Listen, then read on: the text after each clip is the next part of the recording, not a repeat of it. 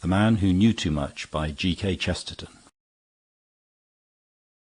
Chapter 5. The Fad of the Fisherman. A thing can sometimes be too extraordinary to be remembered. If it is clean out of the course of things, and has apparently no causes and no consequences, subsequent events do not recall it, and it remains only a subconscious thing, to be stirred by some accident long after. It drifts apart like a forgotten dream. And it was in the hour of many dreams, at daybreak and very soon after the end of dark, that such a strange sight was given to a man sculling a boat down a river in the West Country. The man was awake. Indeed, he considered himself rather wide awake, being the political journalist Harold March, on his way to interview various political celebrities in their country seats. But the thing he saw was so inconsequent that it might have been imaginary.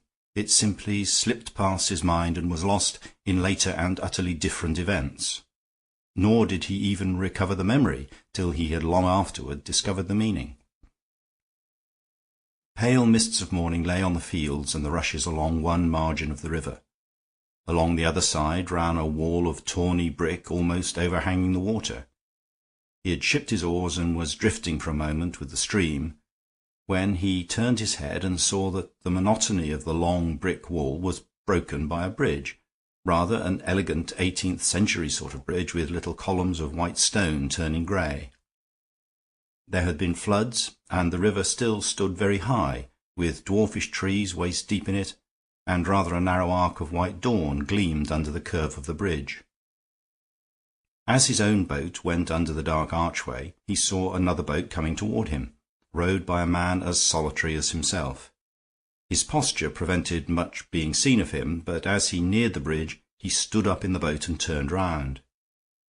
He was already so close to the dark entry, however, that his whole figure was black against the morning light, and March could see nothing of his face except the end of two long whiskers or moustaches that gave something sinister to the silhouette, like horns in the wrong place. Even these details March would never have noticed but for what happened in the same instant.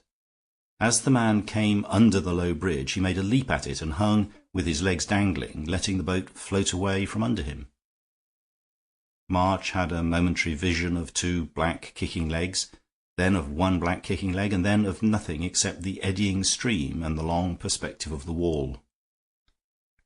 But whenever he thought of it again, long afterwards, when he understood the story in which it figured, it always fixed in that one fantastic shape, as if those wild legs were a grotesque graven ornament of the bridge itself in the manner of a gargoyle. At the moment he merely passed, staring down the stream. He could see no flying figure on the bridge, so it must have already fled. But he was half conscious of some faint significance in the fact that among the trees round the bridgehead opposite the wall he saw a lamp-post, and beside the lamp-post the broad blue back of an unconscious policeman. Even before reaching the shrine of his political pilgrimage he had many other things to think of besides the odd incident of the bridge. The management of a boat by a solitary man was not always easy, even on such a solitary stream, and indeed it was only by an unforeseen accident that he was solitary. The boat had been purchased and the whole expedition planned in conjunction with a friend, who had at the last moment been forced to alter all his arrangements. Harold March was to have travelled with his friend Horne Fisher on that inland voyage to Willowwood Place, where the Prime Minister was a guest at the moment. More and more people were hearing of Harold March, for his striking political articles were opening to him the doors of larger and larger salons. But he had never met the Prime Minister yet. Scarcely anybody among the general public had ever heard of Horne Fisher. But he had known the Prime Minister all his life. For these reasons, had the two taken the projected journey together, March might have been slightly disposed to hasten it, and Fisher vaguely content to lengthen it out. For Fisher was one of those people who are born knowing the Prime Minister. The knowledge seemed to have no very exhilarant effect, and in his case bore some resemblance to being born tired. But he was distinctly annoyed to receive, just as he was doing a little light packing of fishing tackle and cigars for the journey, the telegram from Willowwood asking him to come down at once by train, as the Prime Minister had to leave that night. Fisher knew that his friend the journalist could not possibly start till the next day, and he liked his friend the journalist and had looked forward to a few days on the river. He did not particularly like or dislike the Prime Minister, but he intensely disliked the alternative of a few hours in the train. Nevertheless, he accepted prime ministers as he accepted railway trains, as part of a system which he, at least, was not the revolutionist sent on earth to destroy. So he telephoned to March, asking him, with many apologetic courses and faint dams, to take the boat down the river as arranged, that they might meet at Willow Wood by the time settled. Then he went outside and hailed a taxicab to take him to the railway station. There he paused at the bookstall to add to his light luggage a number of cheap murder stories, which he read with great pleasure, and without any premonition that he was about to walk into as strange a story in real life. A little before sunset he arrived, with his light suitcase in hand, before the gate of the long riverside gardens of Willow Wood Place, one of the smaller seats of Sir Isaac Hook, the master of much shipping and many newspapers. He entered by the gate giving on the road at the opposite side to the river, but there was a mixed quality in all that watery landscape which perpetually reminded a traveller that the river was near. White gleams of water would shine suddenly like swords or spears in the green thickets.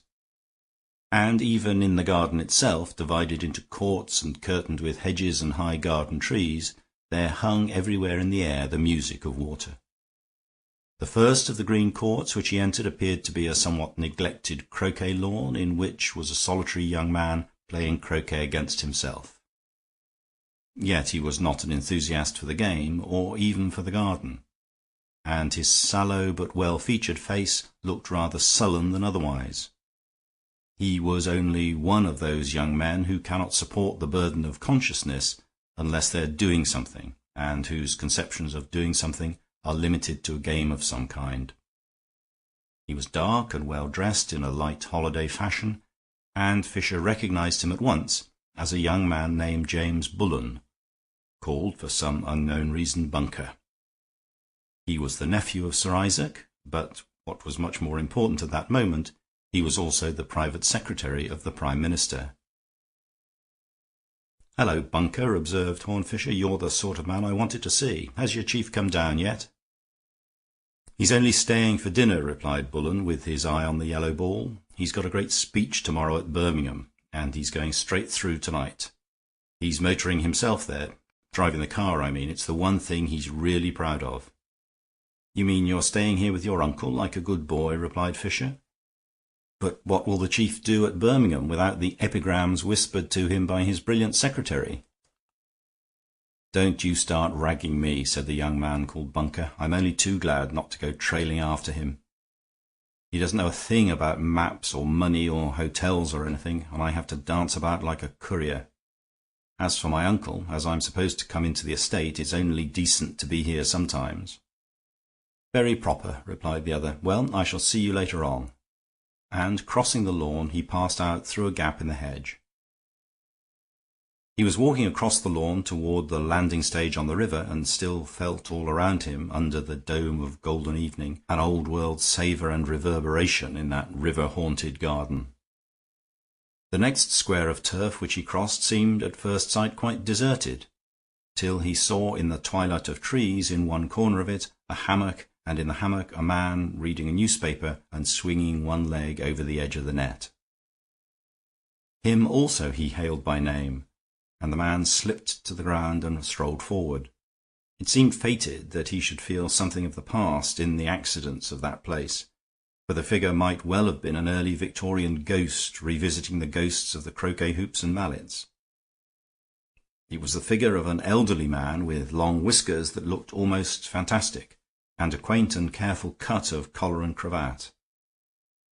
Having been a fashionable dandy 40 years ago, he had managed to preserve the dandyism while ignoring the fashions. A white top hat lay beside the Morning Post in the hammock behind him. This was the Duke of Westmoreland, the relic of a family really some centuries old, and the antiquity was not heraldry but history. Nobody knew better than Fisher how rare such noblemen are in fact, and how numerous in fiction. But whether the Duke owed the general respect he enjoyed to the genuineness of his pedigree, or to the fact that he owned a vast amount of very valuable property, was a point about which Mr. Fisher's opinion might have been more interesting to discover. "You were looking so comfortable," said Fisher, "that I thought you must be one of the servants. I'm looking for somebody to take this bag of mine. I haven't brought a man down, as I came away in a hurry." "Nor have I, for that matter," replied the Duke, with some pride. "I never do. If there's one animal alive I loathe, it's a valet. I learned to dress myself at an early age, and was supposed to do it decently. I may be in my second childhood, but I've not got so far as being dressed like a child." "The Prime Minister hasn't brought a valet. He's brought a secretary instead," observed Fisher. "Devilish inferior job. Didn't I hear that Harker was down here?" "He's over there on the landing stage," replied the Duke, indifferently, and resumed the study of the Morning Post. Fisher made his way beyond the last green wall of the garden, onto a sort of towing path looking on the river and a wooden island opposite. There, indeed, he saw a lean, dark figure with a stoop almost like that of a vulture, a posture well known in the law courts as that of Sir John Harker, the Attorney General. His face was lined with headwork, for alone among the three idlers in the garden he was a man who had made his own way, and round his bald brow and hollow temples clung dull red hair, quite flat, like plates of copper. "I haven't seen my host yet," said Horne Fisher in a slightly more serious tone than he had used to the others, "but I suppose I shall meet him at dinner." "You can see him now, but you can't meet him," answered Harker. He nodded his head toward one end of the island opposite, and looking steadily in the same direction, the other guest could see the dome of a bald head and the top of a fishing rod, both equally motionless, rising out of the tall undergrowth against the background of the stream beyond. The fisherman seemed to be seated against the stump of a tree and facing toward the other bank, so that his face could not be seen, but the shape of his head was unmistakable. "He doesn't like to be disturbed when he's fishing," continued Harker. "It's a sort of fad of his to eat nothing but fish, and he's very proud of catching his own. Of course, he's all for simplicity, like so many of these millionaires. He likes to come in saying he's worked for his daily bread like a laborer." "Does he explain how he blows all the glass and stuffs all the upholstery?" asked Fisher, "and makes all the silver forks, and grows all the grapes and peaches, and designs all the patterns on the carpets? I've always heard he was a busy man." "I don't think he mentioned it," answered the lawyer. "What is the meaning of this social satire?" "Well, I'm a trifle tired," said Fisher, "of the simple life and the strenuous life as lived by our little set. We're all really dependent in nearly everything, and we all make a fuss about being independent in something. The Prime Minister prides himself on doing without a chauffeur, but he can't do without a factotum and jack-of-all-trades. And poor old Bunker has to play the part of a universal genius, which God knows he was never meant for. The Duke prides himself on doing without a valet, but for all that he must give a lot of people an infernal lot of trouble to collect such extraordinary old clothes as he wears. He must have them looked up in the British Museum or excavated out of the tombs. That white hat alone must require a sort of expedition fitted out to find it, like the North Pole. And here we have old Hook pretending to produce his own fish when he couldn't produce his own fish knives or fish forks to eat it with. He may be simple about simple things like food, but you bet he's luxurious about luxurious things, especially little things. I don't include you. You've worked too hard to enjoy playing at work." "I sometimes think," said Harker, "that you conceal a horrid secret of being useful sometimes. Haven't you come down here to see number one before he goes to Birmingham?" Horne Fisher answered in a lower voice, "Yes, and I hope to be lucky enough to catch him before dinner. He's got to see Sir Isaac about something just afterwards." "Hullo!" exclaimed Harker. "Sir Isaac's finished his fishing. I know he prides himself on getting up at sunrise and going in at sunset." The old man on the island had indeed risen to his feet, facing round and showing a bush of grey beard with rather small, sunken features, but fierce eyebrows and keen, choleric eyes. Carefully carrying his fishing tackle, he was already making his way back to the mainland across a bridge of flat stepping stones a little way down the shallow stream. Then he veered round, coming towards his guests and civilly saluting them. There were several fish in his basket, and he was in a good temper. "Yes," he said, acknowledging Fisher's polite expression of surprise. "I get up before anybody else in the house, I think. The early bird catches the worm." "Unfortunately," said Harker, "it is the early fish that catches the worm." "But the early man catches the fish," replied the old man gruffly. "But from what I hear, Sir Isaac, you're the late man too," interposed Fisher. "You do with very little sleep." "I never had much time for sleeping," answered Hook, "and I shall have to be the late man tonight, anyhow. The Prime Minister wants to have a talk, he tells me, and all things considered, I think we'd better be dressing for dinner." Dinner passed off that evening without a word of politics, and little enough but ceremonial trifles.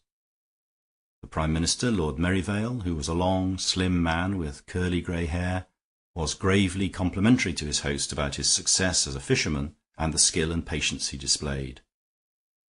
The conversation flowed like the shallow stream through the stepping stones. "It wants patience to wait for them, no doubt," said Sir Isaac, "and skill to play them, but I'm generally pretty lucky at it." "Does a big fish ever break the line and get away?" inquired the politician with respectful interest. "Not the sort of line I use," answered Hook with satisfaction. "I rather specialize in tackle, as a matter of fact. If he were strong enough to do that, he'd be strong enough to pull me into the river." "A great loss to the community," said the Prime Minister, bowing. Fisher had listened to all these futilities with inward impatience, waiting for his own opportunity, and when the host rose he sprang to his feet with an alertness he rarely showed. He managed to catch Lord Merivale before Sir Isaac bore him off for the final interview. He had only a few words to say, but he wanted to get them said. He said in a low voice as he opened the door for the Premier, "I've seen Montmirail. He says that unless we protest immediately on behalf of Denmark, Sweden will certainly seize the ports." Lord Merivale nodded. "I'm just going to hear what Hook has to say about it," he said. "I imagine," said Fisher, with a faint smile, "that there is very little doubt what he will say about it." Merivale did not answer, but lounged gracefully toward the library, whither his host had already preceded him. The rest drifted toward the billiard-room, Fisher merely remarking to the lawyer, "They won't be long. We know they're practically in agreement." "Hook entirely supports the Prime Minister," assented Harker. "Or the Prime Minister entirely supports Hook," said Horne Fisher, and began idly to knock the balls about on the billiard table. Horne Fisher came down next morning in a late and leisurely fashion, as was his reprehensible habit.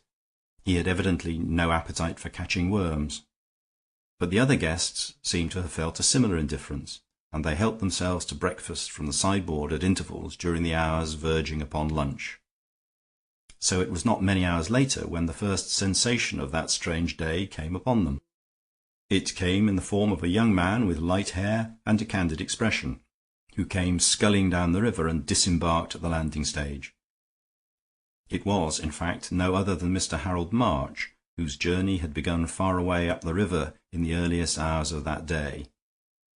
He arrived late in the afternoon, having stopped for tea in a large riverside town, and he had a pink evening paper sticking out of his pocket. He fell on the riverside garden like a quiet and well-behaved thunderbolt, but he was a thunderbolt without knowing it.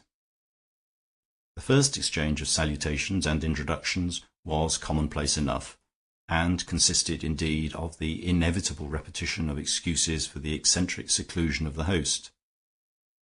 He had gone fishing again, of course, and must not be disturbed till the appointed hour, though he sat within a stone's throw of where they stood. "You see, it's his only hobby," observed Harker apologetically, "and after all, it's his own house, and he's very hospitable in other ways." "I'm rather afraid," said Fisher in a lower voice, "that it's becoming more of a mania than a hobby. I know how it is when a man of that age begins to collect things. If it's only collecting those rotten little river fish." You remember Talbot's uncle with his toothpicks, and poor old Buzzy and the waste of cigar ashes? Hook has done a lot of big things in his time. The great deal in the Swedish timber trade and the peace conference at Chicago.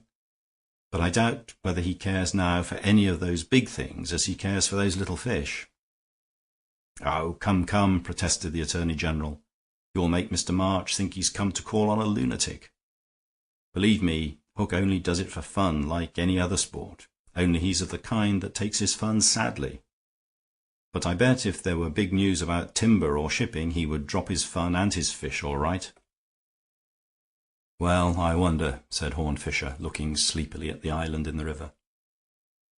"By the way, is there any news of anything?" asked Harker of Harold March. "I see you've got an evening paper, one of those enterprising evening papers that come out in the morning." "The beginning of Lord Merivale's Birmingham speech," replied March, handing him the paper. "It's only a paragraph, but it seemed to me rather good." Harker took the paper, flapped and refolded it, and looked at the stop press news. It was, as March had said, only a paragraph, but it was a paragraph that had a peculiar effect on Sir John Harker. His lowering brows lifted with a flicker, and his eyes blinked, and for a moment his leathery jaw was loosened. He looked in some odd fashion like a very old man.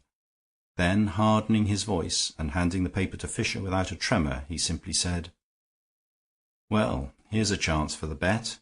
You've got your big news to disturb the old man's fishing." Horne Fisher was looking at the paper, and over his more languid and less expressive features a change also seemed to pass.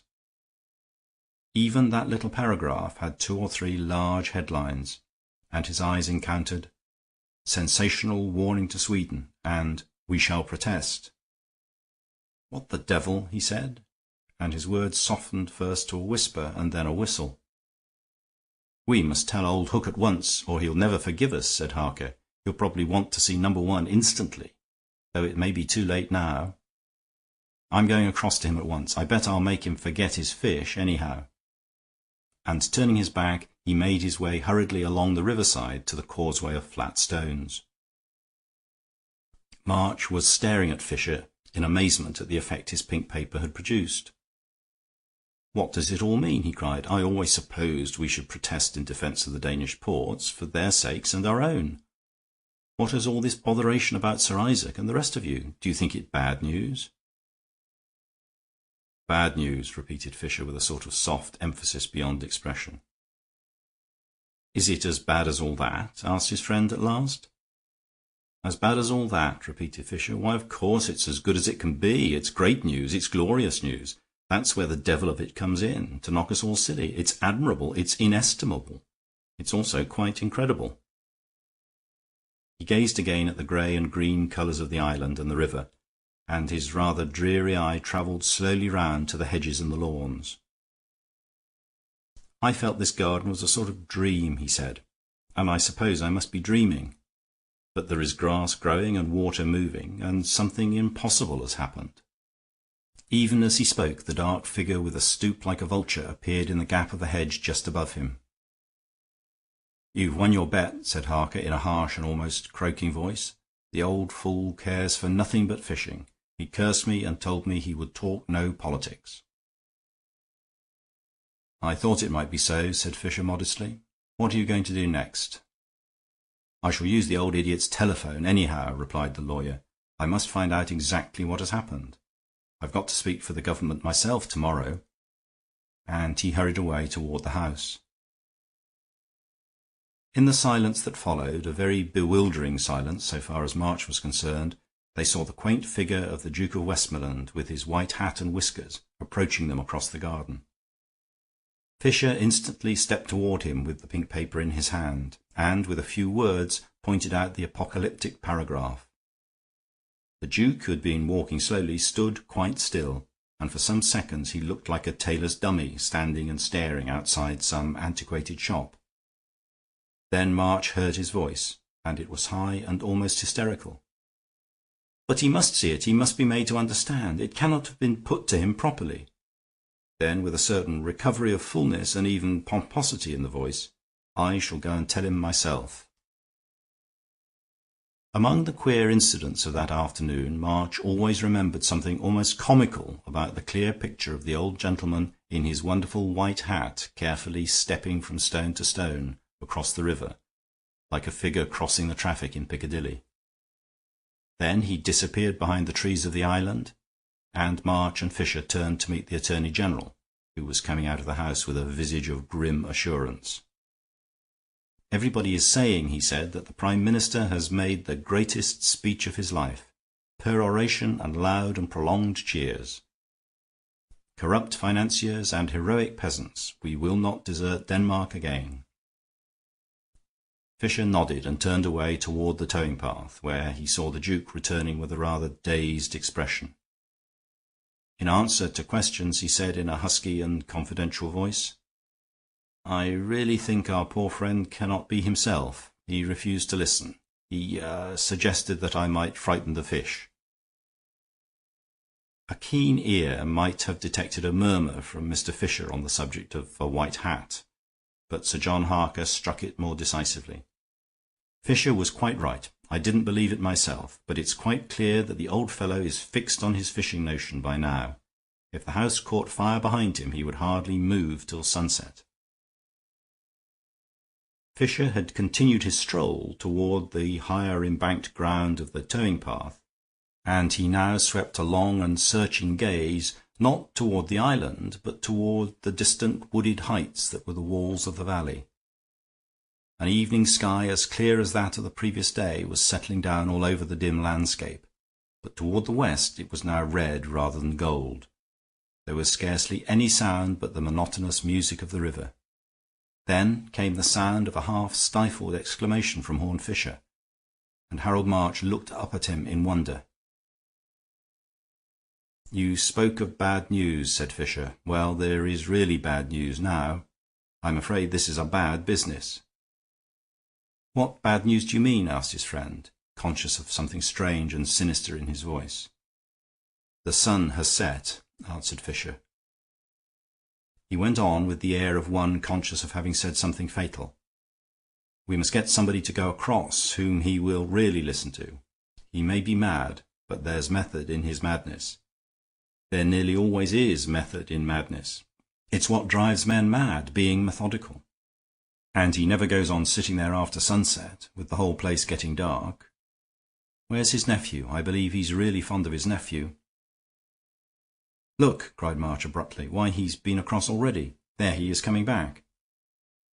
And looking up the river once more, they saw, dark against the sunset reflections, the figure of James Bullen stepping hastily and rather clumsily from stone to stone. Once he slipped on a stone with a slight splash. When he rejoined the group on the bank, his olive face was unnaturally pale. The other four men had already gathered on the same spot, and almost simultaneously were calling out to him. "What does he say now?" "Nothing. He says nothing." Fisher looked at the young man steadily for a moment. Then he started from his immobility, and, making a motion to March to follow him, himself strode down to the river crossing. In a few moments they were on the little beaten track that ran round the wooded island to the other side of it, where the fishermen sat. Then they stood and looked at him, without a word. Sir Isaac Hook was still sitting propped up against the stump of the tree, and that for the best of reasons. A length of his own infallible fishing line was twisted and tightened, twice round his throat, then twice round the wooden prop behind him. The leading investigator ran forward and touched the fisherman's hand, and it was as cold as a fish. "The sun has set," said Horne Fisher in the same terrible tones, "and he will never see it rise again." 10 minutes afterwards the five men, shaken by such a shock, were again together in the garden, looking at one another with white but watchful faces. The lawyer seemed the most alert of the group. He was articulate, if somewhat abrupt. "We must leave the body as it is and telephone for the police," he said. "I think my own authority will stretch to examining the servants and the poor fellow's papers to see if there is anything that concerns them. Of course, none of you gentlemen must leave this place." Perhaps there was something in his rapid and rigorous legality that suggested the closing of a net or trap, Anyhow, young Bullen suddenly broke down, or perhaps blew up, for his voice was like an explosion in the silent garden. "I never touched him," he cried. "I swear I had nothing to do with it." "Who said you had?" demanded Harker, with a hard eye. "Why do you cry out before you're hurt?" "Because you all look at me like that," cried the young man, angrily. "Do you think I don't know you're always talking about my damned debts and expectations?" Rather to March's surprise, Fisher had drawn away from this first collision, leading the Duke with him to another part of the garden. When he was out of earshot of the others, he said with a curious simplicity of manner, "Westmoreland, I'm going straight to the point." "Well?" said the other, staring at him stolidly. "You have a motive for killing him," said Fisher. The Duke continued to stare, but he seemed unable to speak. "I hope you had a motive for killing him," continued Fisher, mildly. "You see, it's rather a curious situation. If you have a motive for murdering, you probably didn't murder. But if you hadn't any motive, why then perhaps you did." "What on earth are you talking about?" demanded the Duke, violently. "It's quite simple," said Fisher. "When you went across, he was either alive or dead. If he was alive, it might be you who killed him, or why should you have held your tongue about his death? But if he was dead, and you had a reason for killing him, you might have held your tongue for fear of being accused." Then, after a silence, he added abstractedly, "Cyprus is a beautiful place, I believe, romantic scenery and romantic people, very intoxicating for a young man." The Duke suddenly clenched his hands and said, thickly, "Well, I had a motive." "Then you're all right," said Fisher, holding out his hand with an air of huge relief. "I was pretty sure you wouldn't really do it. You had a fright when you saw it done, as was only natural, like a bad dream come true, wasn't it?" While this curious conversation was passing, Harker had gone into the house, disregarding the demonstrations of the sulky nephew, and came back presently with a new air of animation and a sheaf of papers in his hand. "I've telephoned for the police," he said, stopping to speak to Fisher, "but I think I've done most of their work for them. I believe I've found out the truth. There's a paper here." He stopped, for Fisher was looking at him with a singular expression, and it was Fisher who spoke next. "Are there any papers that are not there, I wonder? I mean, that are not there now?" After a pause, he added, "Let us have the cards on the table. When you went through his papers in such a hurry, Harker, weren't you looking for something to make sure it shouldn't be found?" Harker did not turn a red hair on his hard head, but he looked at the other out of the corners of his eyes. "And I suppose," went on Fisher, smoothly, "that is why you, too, told us lies about having found Hook alive. You knew there was something to show that you might have killed him, and you didn't dare tell us he was killed. But believe me, it's much better to be honest now." Harker's haggard face suddenly lit up as if with infernal flames. "Honest," he cried. "It's not so damn fine of you fellows to be honest. You're all born with silver spoons in your mouths, and then you swagger about with everlasting virtue because you haven't got other people's spoons in your pockets. But I was born in a Pimlico lodging-house, and I had to make my spoon, and there'd be plenty to say I only spoiled a horn or an honest man. And if a struggling man staggers a bit over the line in his youth, in the lower parts of the law, which are pretty dingy anyhow, there's always some old vampire to hang on to him all his life for it." "Guatemalan Golcondas, wasn't it?" said Fisher, sympathetically. Harker suddenly shuddered. Then he said, "I believe you must know everything, like God Almighty." "I know too much," said Horne Fisher, "and all the wrong things." The other three men were drawing nearer to them, but before they came too near, Harker said in a voice that had recovered all its firmness, "Yes, I did destroy a paper, but I really did find a paper too, and I believe that it clears us all." "Very well," said Fisher, in a louder and more cheerful tone. "Let us all have the benefit of it." "On the very top of Sir Isaac's papers," explained Harker, "there was a threatening letter from a man named Hugo. It threatens to kill our unfortunate friend very much in the way that he was actually killed. It is a wild letter full of taunts. You can see it for yourselves.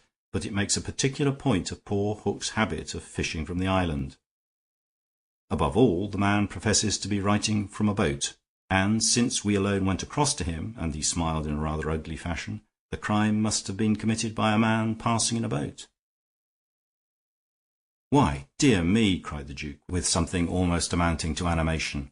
"Why, I remember the man called Hugo quite well. He was a sort of body servant and bodyguard of Sir Isaac. You see, Sir Isaac was in some fear of assault. He was not very popular with several people. Hugo was discharged after some row or other, but I remember him well. He was a great big Hungarian fellow with great moustaches that stood out on each side of his face." A door opened in the darkness of Harold March's memory, or rather oblivion, and showed a shining landscape like that of a lost dream. It was rather a waterscape than a landscape, a thing of flooded meadows and low trees and the dark archway of a bridge. And for one instant he saw again the man with moustaches like dark horns leap up onto the bridge and disappear. "Good heavens!" he cried. "Why, I met the murderer this morning." Horne Fisher and Harold March had their day on the river after all. The little group broke up when the police arrived. They declared that the coincidence of March's evidence had cleared the whole company and clinched the case against the flying Hugo. Whether that Hungarian fugitive would ever be caught appeared to Horne Fisher to be highly doubtful. Nor can it be pretended that he displayed any very demoniac detective energy in the matter, as he leaned back in the boat cushions, smoking and watching the swaying reeds slide past. "It was a very good notion to hop up onto the bridge," he said. "An empty boat means very little. He hasn't been seen to land on either bank, and he's walked off the bridge without walking onto it, so to speak. He's got 24 hours' start, his moustaches will disappear, and then he will disappear. I think there is every hope of his escape." "Hope?" repeated March, and stopped sculling for an instant. "Yes, hope," repeated the other. "To begin with, I'm not going to be exactly consumed with Corsican revenge because somebody has killed Hook. Perhaps you may guess by this time what Hook was. A damned blood-sucking blackmailer was that simple, strenuous, self-made captain of industry. He had secrets against nearly everybody. One against poor old Westmoreland about an early marriage in Cyprus that might have put the Duchess in a queer position, and one against Harker about some flutter with his client's money when he was a young solicitor. That's why they went to pieces when they found him murdered, of course. They felt as if they'd done it in a dream. But I admit I have another reason for not wanting our Hungarian friend actually hanged for the murder." "And what is that?" asked his friend. "Only that he didn't commit the murder," answered Fisher. Harold March laid down the oars and let the boat drift for a moment. "Do you know, I was half expecting something like that," he said. "It was quite irrational, but it was hanging about in the atmosphere like thunder in the air." "On the contrary, it's finding Hugo guilty that's irrational," replied Fisher.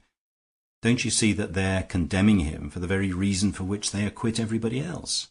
Harker and Westmoreland were silent because they found him murdered and knew there were papers that made them look like the murderers.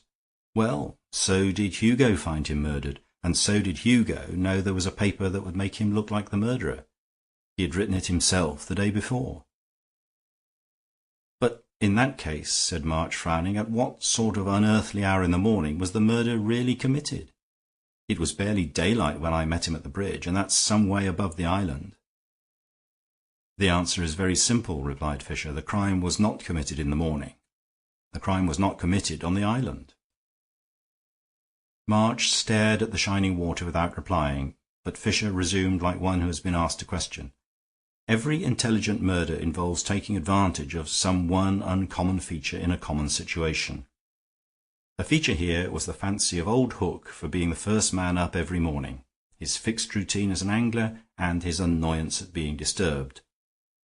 The murderer strangled him in his own house after dinner on the night before, carried his corpse with all his fishing tackle across the stream in the dead of night, tied him to the tree, and left him there under the stars. It was a dead man who sat fishing there all day. Then the murderer went back to the house, or rather to the garage, and went off in his motor car. The murderer drove his own motor car." Fisher glanced at his friend's face and went on. You look horrified, and the thing is horrible, but other things are horrible too. If some obscure man had been hag-ridden by a blackmailer and had his family life ruined, you wouldn't think the murder of his persecutor the most inexcusable of murders.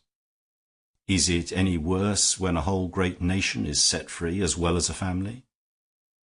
By this warning to Sweden we shall probably prevent war and not precipitate it, and save many thousand lives, rather more valuable than the life of that viper. Oh, I'm not talking sophistry or seriously justifying the thing, but the slavery that held him and his country was 1,000 times less justifiable. If I'd really been sharp, I should have guessed it from his smooth, deadly smiling at dinner that night. Do you remember that silly talk about how old Isaac could always play his fish? In a pretty hellish sense, he was a fisher of men. Harold March took the oars and began to row again. I remember, he said, and about how a big fish might break the line and get away. End of chapter. Chapter 6. The Hole in the Wall. Two men, the one an architect and the other an archaeologist, met on the steps of the great house at Prior's Park, and their host, Lord Bulmer, in his breezy way, thought it natural to introduce them. It must be confessed that he was hazy as well as breezy, and had no very clear connection in his mind beyond the sense that an architect and an archaeologist begin with the same series of letters. The world must remain in a reverent doubt as to whether he would, on the same principles, have presented a diplomatist to a dipsomaniac or a ratiocinator to a rat-catcher. He was a big, fair, bull-necked young man, abounding in outward gestures, unconsciously flapping his gloves and flourishing his stick. "You two ought to have something to talk about," he said cheerfully. "Old buildings and all that sort of thing. This is rather an old building, by the way, though I say it who shouldn't. I must ask you to excuse me a moment. I've got to go and see about the cards for this Christmas romp my sister's arranging. We hope to see you all there, of course. Juliet wants it to be a fancy dress affair, abbots and crusaders and all that. My ancestors, I suppose, after all." "I trust the abbot was not an ancestor," said the archaeological gentleman, with a smile. "Only a sort of great-uncle, I imagine," answered the other, laughing. Then his rather rambling eye rolled round the ordered landscape in front of the house. An artificial sheet of water, ornamented with an antiquated nymph in the centre, and surrounded by a park of tall trees, now grey and black and frosty, for it was in the depth of a severe winter. "It's getting jolly cold," his lordship continued. "My sister hopes we shall have some skating as well as dancing." "If the crusaders come in full armour," said the other, "you must be careful not to drown your ancestors." "Oh, there's no fear of that," answered Bulmer. "This precious lake of ours is not 2 feet deep anywhere." And with one of his flourishing gestures he stuck his stick into the water to demonstrate its shallowness. They could see the short end bent in the water, so that he seemed for a moment to lean his large weight on a breaking staff. "The worst you can expect is to see an abbot sit down rather suddenly," he added, turning away. "Well, au revoir. I'll let you know about it later." The archaeologist and the architect were left on the great stone steps, smiling at each other. But whatever their common interests, they presented a considerable personal contrast, and the fanciful might even have found some contradiction in each considered individually. The former, a Mr. James Haddow, came from a drowsy den in the Inns of Court, full of leather and parchment, for the law was his profession and history only his hobby. He was, indeed, among other things, the solicitor and agent of the Prior's Park estate. But he himself was far from drowsy, and seemed remarkably wide awake, with shrewd and prominent blue eyes, and red hair brushed as neatly as his very neat costume. The latter, whose name was Leonard Crane, came straight from a crude and almost cockney office of builders and house agents in the neighbouring suburb, sunning itself at the end of a new row of jerry-built houses, with plans in very bright colours and notices in very large letters. But a serious observer, at a second glance, might have seen in his eyes something of that shining sleep that is called vision. and his yellow hair, while not affectedly long, was unaffectedly untidy. It was a manifest if melancholy truth that the architect was an artist, but the artistic temperament was far from explaining him. There was something else about him that was not definable, but which some even felt to be dangerous. Despite his dreaminess, he would sometimes surprise his friends with arts and even sports apart from his ordinary life, like memories of some previous existence. On this occasion, nevertheless, he hastened to disclaim any authority on the other man's hobby. "I mustn't appear on false pretenses," he said with a smile. "I hardly even know what an archaeologist is, except that a rather rusty remnant of Greek suggested that he is a man who studies old things." "Yes," replied Haddo grimly, "an archaeologist is a man who studies old things and finds they are new." Crane looked at him steadily for a moment and then smiled again. "Dare one suggest," he said, "that some of the things we have been talking about are among the old things that turn out not to be old?" His companion also was silent for a moment, and the smile on his rugged face was fainter as he replied quietly, "The wall round the park is really old. The one gate in it is Gothic, and I cannot find any trace of destruction or restoration. But the house and the estate generally, well, the romantic ideas read into these things are often rather recent romances, things almost like fashionable novels. For instance, the very name of this place, Prior's Park, makes everybody think of it as a moonlit medieval abbey. I dare say the spiritualists by this time have discovered the ghost of a monk there, but according to the only authoritative study of the matter I can find, the place was simply called Prior's as any rural place is called Podger's. It was the house of a Mr. Prior, a farmhouse probably, that stood here at some time or other, and was a local landmark. Oh, there are a great many examples of the same thing, here and everywhere else. This suburb of ours used to be a village, and because some of the people slurred the name and pronounced it Holywell, many a minor poet indulged in fancies about a holy well, with spells and fairies and all the rest of it, filling the suburban drawing-rooms with Celtic twilight.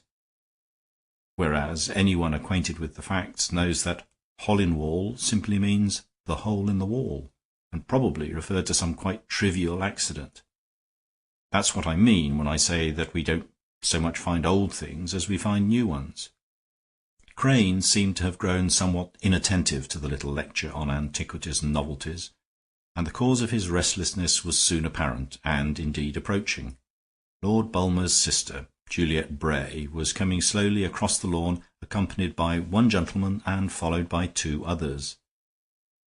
The young architect was in the illogical condition of mind in which he preferred 3 to 1.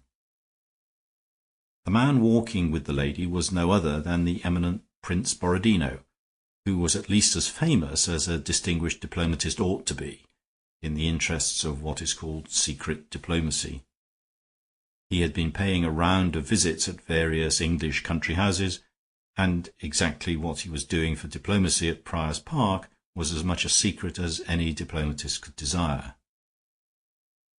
The obvious thing to say of his appearance was that he would have been extremely handsome if he had not been entirely bald.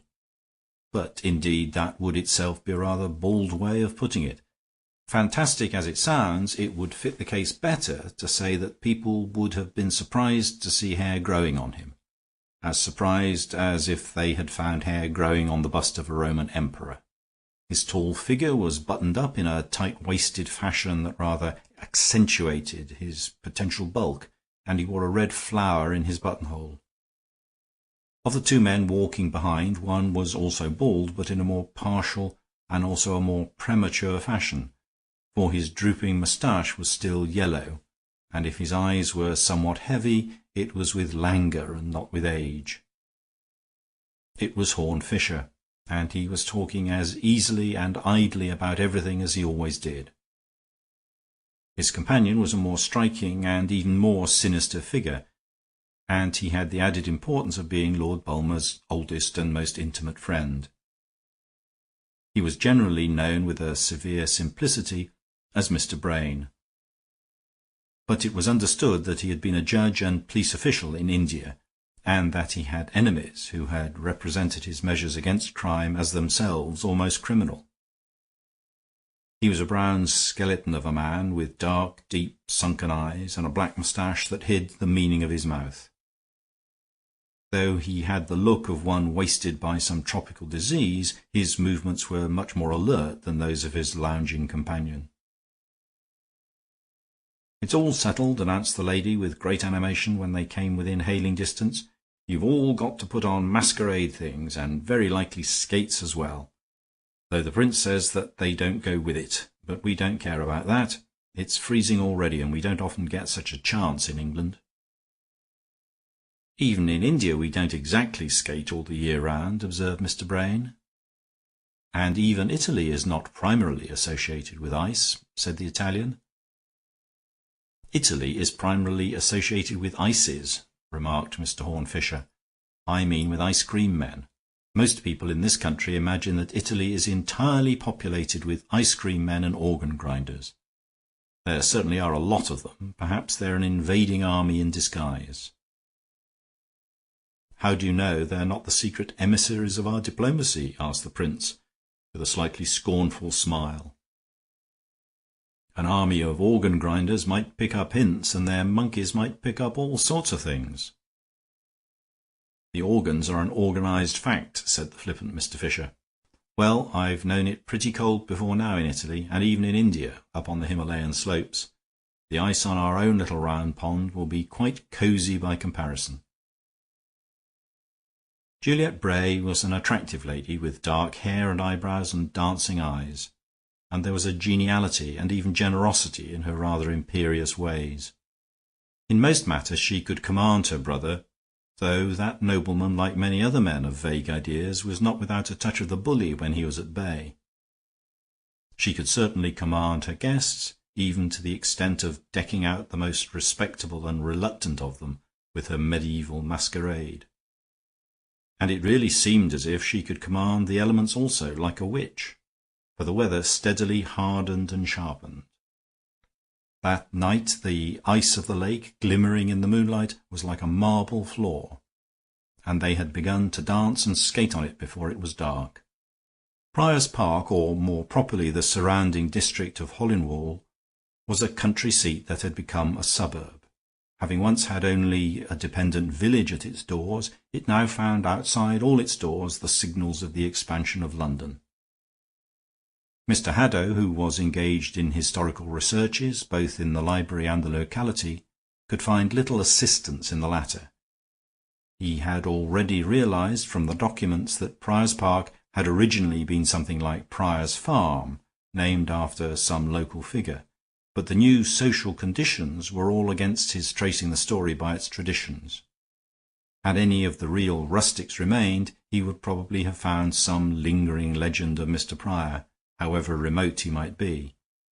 But the new nomadic population of clerks and artisans, constantly shifting their homes from one suburb to another, or their children from one school to another, could have no corporate continuity.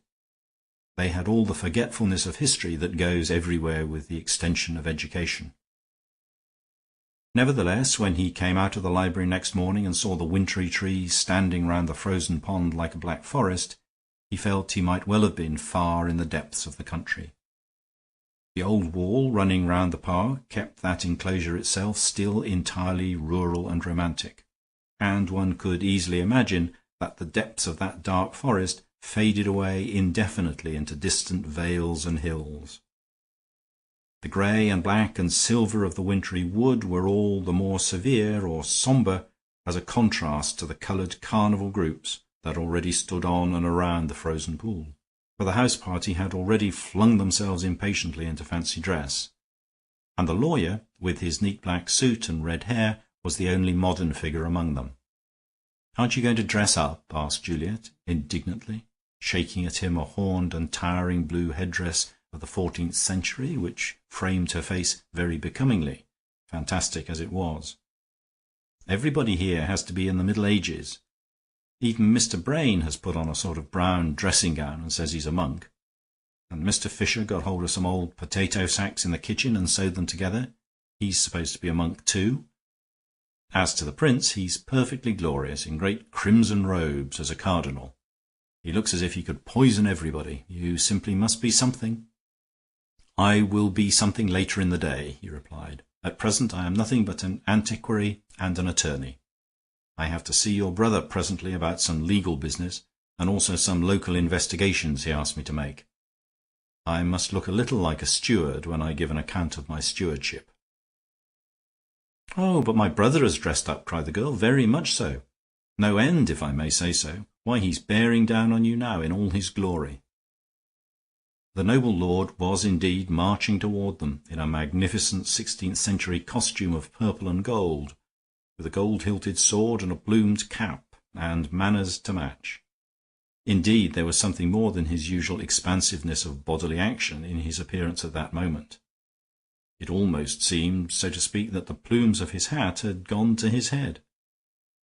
He flapped his great gold-lined cloak like the wings of a fairy king in a pantomime. He even drew his sword with a flourish and waved it about as he did his walking-stick. In the light of after events, there seemed to be something monstrous and ominous about that exuberance, something of the spirit that is called fey. At the time, it merely crossed a few people's minds that he might possibly be drunk. As he strode towards his sister, the first figure he passed was that of Leonard Crane, clad in Lincoln green, with the horn and baldric and sword appropriate to Robin Hood. For he was standing nearest to the lady, where, indeed, he might have been found during a disproportionate part of the time. He had displayed one of his buried talents in the matter of skating, and now that the skating was over, seemed disposed to prolong the partnership.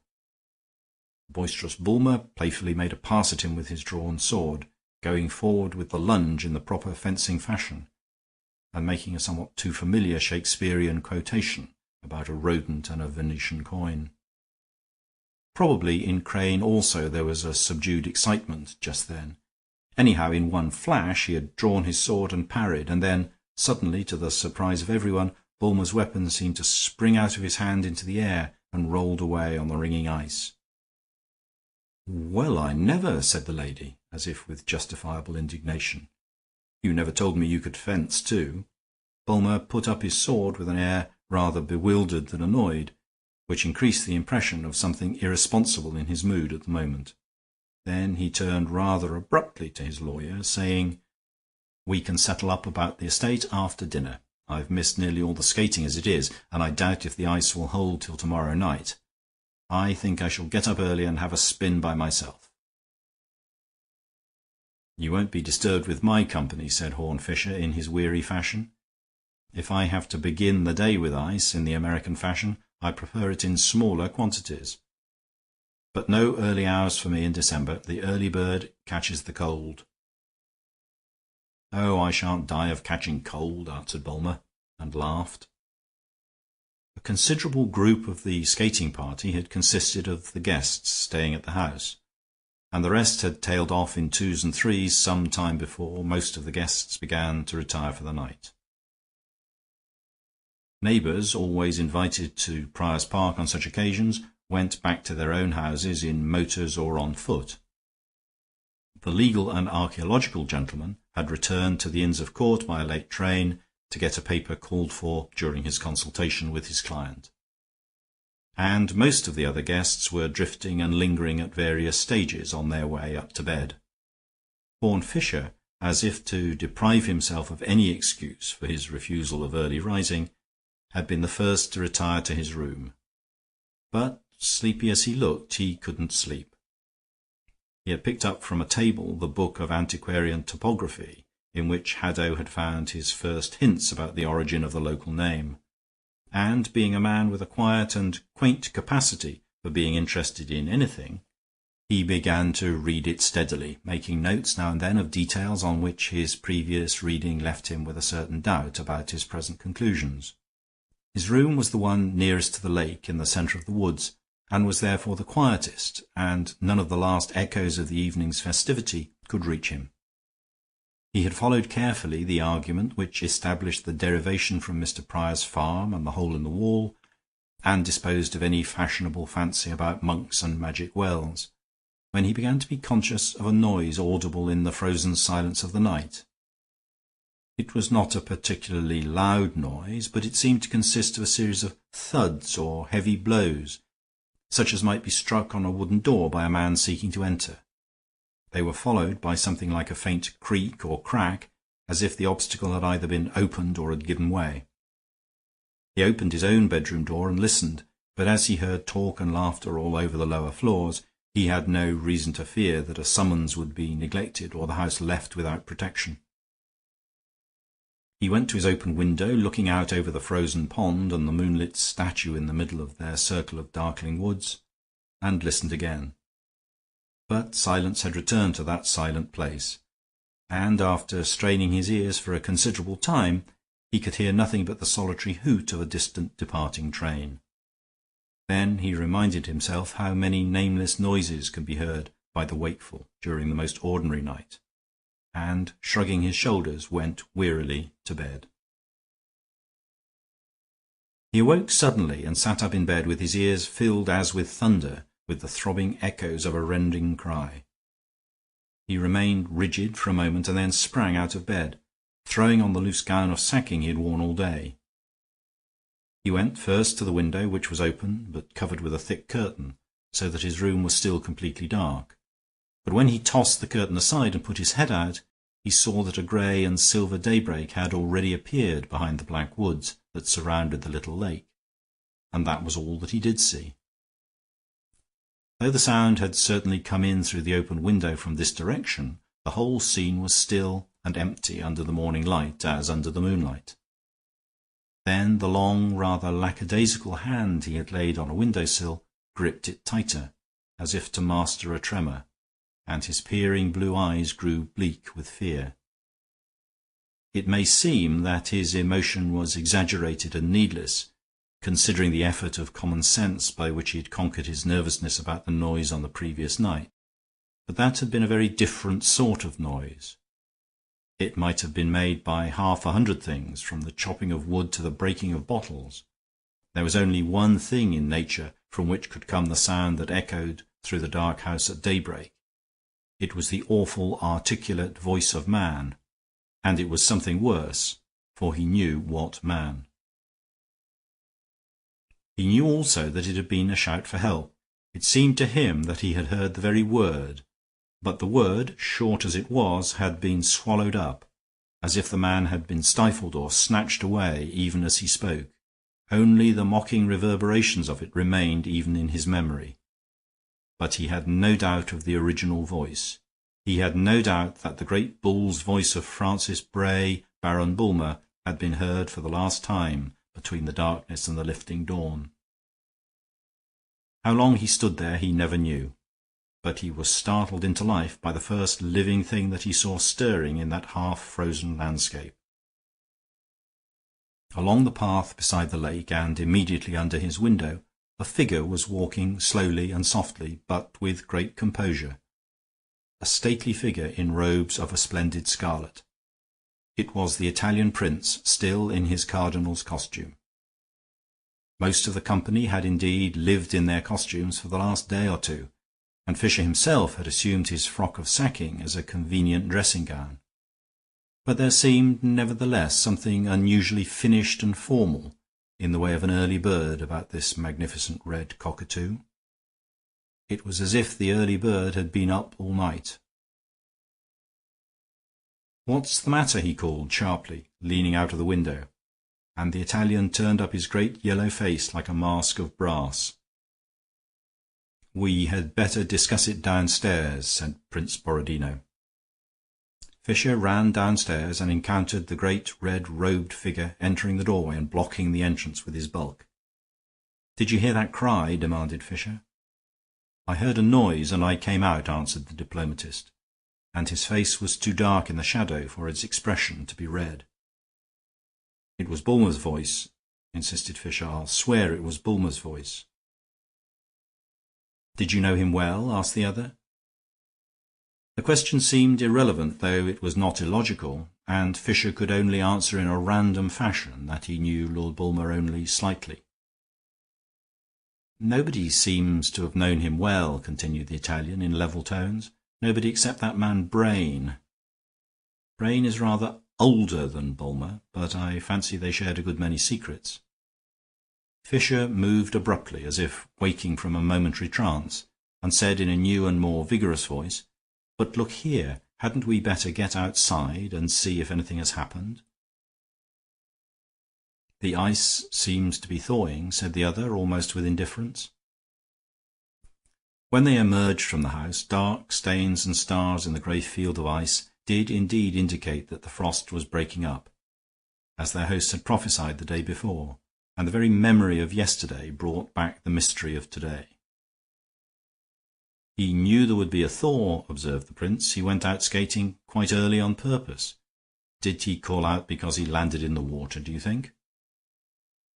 Fisher looked puzzled. Bulmer was the last man to bellow like that because he got his boots wet. And that's all he could do here. The water would hardly come up to the calf of a man of his size. You can see the flat weeds on the floor of the lake, as if it were through a thin pane of glass. No, if Bulmer had only broken the ice, he wouldn't have said much at the moment, though possibly a good deal afterwards. We should have found him stamping and damning up and down this path and calling for clean boots. "Let us hope we shall find him as happily employed," remarked the diplomatist. "In that case the voice must have come out of the wood." "I'll swear it didn't come out of the house," said Fisher, and the two disappeared together into the twilight of wintry trees. The plantation stood dark against the fiery colors of sunrise, a black fringe having that feathery appearance which makes trees, when they are bare, the very reverse of rugged. Hours and hours afterward, when the same dense but delicate margin was dark against the greenish colors opposite the sunset, the search thus begun at sunrise had not come to an end. By successive stages, and to slowly gathering groups of the company, it became apparent that the most extraordinary of all gaps had appeared in the party. The guests could find no trace of their host anywhere. The servants reported that his bed had been slept in, and his skates and his fancy costume were gone, as if he had risen early for the purpose he had himself avowed. But from the top of the house to the bottom, from the walls round the park to the pond in the centre, there was no trace of Lord Bulmer, dead or alive. Horne Fisher realized that a chilling premonition had already prevented him from expecting to find the man alive. But his bald brow was wrinkled over an entirely new and unnatural problem, in not finding the man at all. He considered the possibility of Bulmer having gone off of his own accord for some reason, but after fully weighing it, he finally dismissed it. It was inconsistent with the unmistakable voice heard at daybreak, and with many other practical obstacles. There was only one gateway in the ancient and lofty wall round the small park. The lodge-keeper kept it locked till late in the morning, and the lodge-keeper had seen no one pass.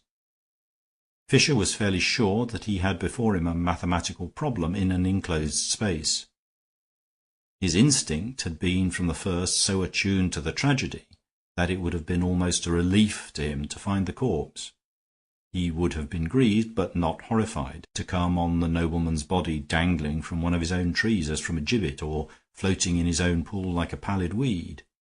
What horrified him was to find nothing. He soon became conscious that he was not alone even in his most individual and isolated experiments. He often found a figure following him like his shadow in silent and almost secret clearings in the plantation, or outlying nooks and corners of the old wall. The dark moustached mouth was as mute as the deep eyes were mobile, darting incessantly hither and thither, but it was clear that Brain of the Indian police had taken up the trail like an old hunter after a tiger. Seeing that he was the only personal friend of the vanished man, this seemed natural enough, and Fisher resolved to deal frankly with him. "This silence is rather a social strain," he said. "May I break the ice by talking about the weather, which, by the way, has already broken the ice? I know that breaking the ice might be a rather melancholy metaphor in this case." "I don't think so," replied Brain shortly. "I don't fancy the ice had much to do with it. I don't see how it could." "What would you propose doing?" asked Fisher. "Well, we've sent for the authorities, of course. "But I hope to find something out before they come," replied the Anglo-Indian. "I can't say I have much hope from police methods in this country. Too much red tape, habeas corpus, and that sort of thing. What we want is to see that nobody bolts. The nearest we could get to it would be to collect the company and count them, so to speak. Nobody's left lately except that lawyer who was poking about for antiquities." "Oh, he's out of it. He left last night," answered the other. 8 hours after Bulmer's chauffeur saw his lawyer off by the train, I heard Bulmer's own voice as plain as I hear yours now." "I suppose you don't believe in spirits," said the man from India. After a pause he added, "There's somebody else I should like to find before we go after a fellow with an alibi in the Inner Temple." "What's become of that fellow in green, the architect, dressed up as a forester? I haven't seen him about." Mr. Brain managed to secure his assembly of all the distracted company before the arrival of the police.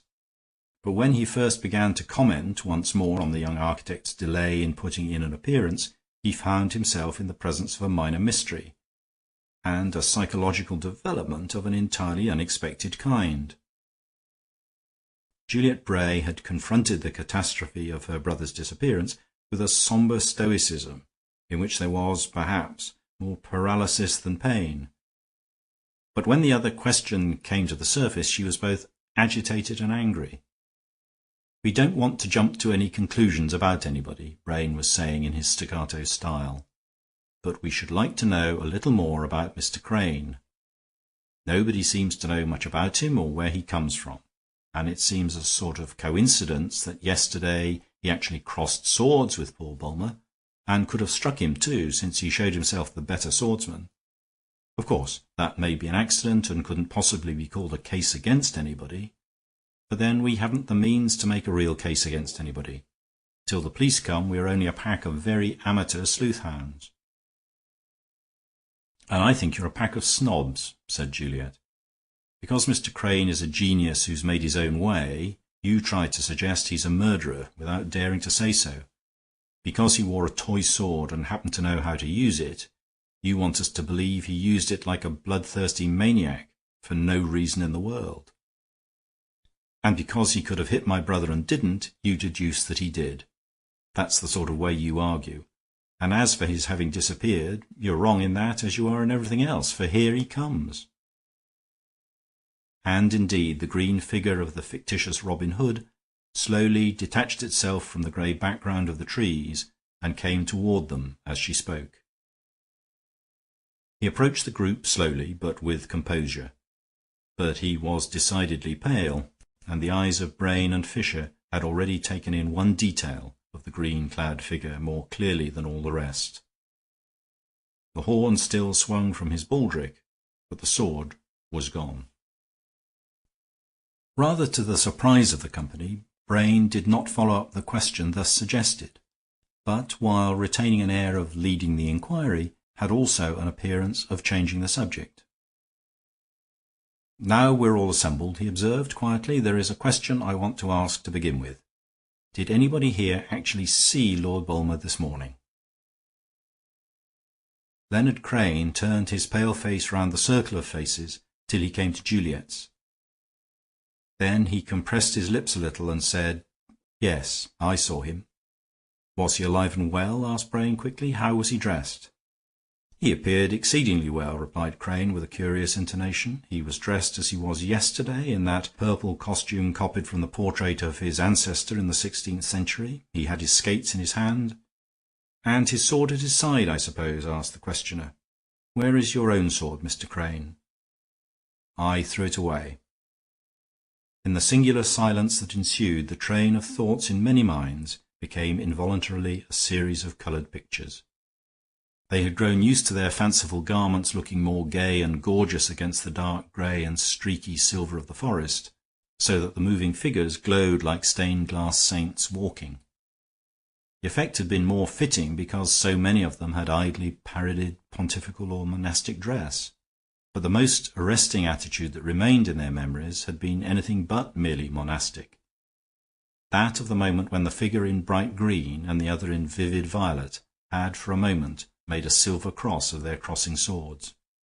Even when it was a jest, it had been something of a drama, and it was a strange and sinister thought that in the grey daybreak the same figures in the same posture might have been repeated as a tragedy. "Did you quarrel with him?" asked Brain suddenly. "Yes," replied the immovable man in green, "or he quarrelled with me." "Why did he quarrel with you?" asked the investigator, and Leonard Crane made no reply.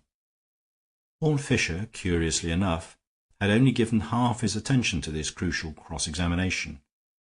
His heavy-lidded eyes had languidly followed the figure of Prince Borodino, who at this stage had strolled away towards the fringe of the wood, and, after a pause as of meditation, had disappeared into the darkness of the trees. He was recalled from his irrelevance by the voice of Juliet Bray, which rang out with an altogether new note of decision. "If that is the difficulty, it had best be cleared up. I am engaged to Mr. Crane, and when we told my brother, he did not approve of it. That's all." Neither Brain nor Fisher exhibited any surprise, but the former added quietly, "Except, I suppose, that he and your brother went off into the wood to discuss it, where Mr. Crane mislaid his sword, not to mention his companion." "And may I ask," inquired Crane, with a certain flicker of mockery passing over his pallid features, "what I am supposed to have done with either of them? Let us adopt the cheerful thesis that I am a murderer. It has yet to be shown that I am a magician. If I ran your unfortunate friend through the body, what did I do with the body? Did I have it carried away by 7 flying dragons, or was it merely a trifling matter of turning it into a milk-white hind?" "It is no occasion for sneering," said the Anglo-Indian judge, with abrupt authority. "It doesn't make it look better for you that you can joke about the loss." Fisher's dreamy and even dreary eye was still on the edge of the wood behind, and he became conscious of masses of dark red, like a stormy sunset cloud, glowing through the dark grey network of the thin trees, and the prince in his cardinal's robes re-emerged onto the pathway. Brain had had half a notion that the prince might have gone to look for the lost rapier, but when he reappeared he was carrying in his hand not a sword but an axe. The incongruity between the masquerade and the mystery had created a curious psychological atmosphere. At first they had all felt horribly ashamed at being caught in the foolish disguises of a festival by an event that had only too much the character of a funeral. Many of them would have already gone back and dressed in clothes that were more funereal, or at least more formal. But somehow, at the moment, this seemed like a second masquerade, more artificial and frivolous than the first. And as they reconciled themselves to their ridiculous trappings, a curious sensation had come over some of them, notably over the more sensitive, like Crane and Fisher and Juliet, but in some degree over everybody except the practical Mr. Brain. It was almost as if they were the ghosts of their own ancestors haunting that dark wood and dismal lake and playing some old part that they only half remembered. The movements of those colored figures seemed to mean something that had been settled long before, like a silent heraldry. Acts, attitudes, external objects were accepted as an allegory even without the key, and they knew when a crisis had come, when they did not know what it was. And somehow they knew subconsciously that the whole tale had taken a new and terrible turn when they saw the prince stand in the gap of the gaunt trees, in his robes of angry crimson and with his lowering face of bronze, bearing in his hand a new shape of death. They could not have named a reason, but the 2 swords seemed indeed to have become toy swords, and the whole tale of them broken and tossed away like a toy. Borodino looked like the old-world headsman, clad in terrible red and carrying the axe for the execution of the criminal. And the criminal was not Crane. Mr. Brain of the Indian police was glaring at the new object, and it was a moment or two before he spoke, harshly and almost hoarsely. "What are you doing with that?" he asked. "Seems to be a woodman's chopper." "A natural association of ideas," observed Horne Fisher. "If you meet a cat in the wood, you think it's a wild cat.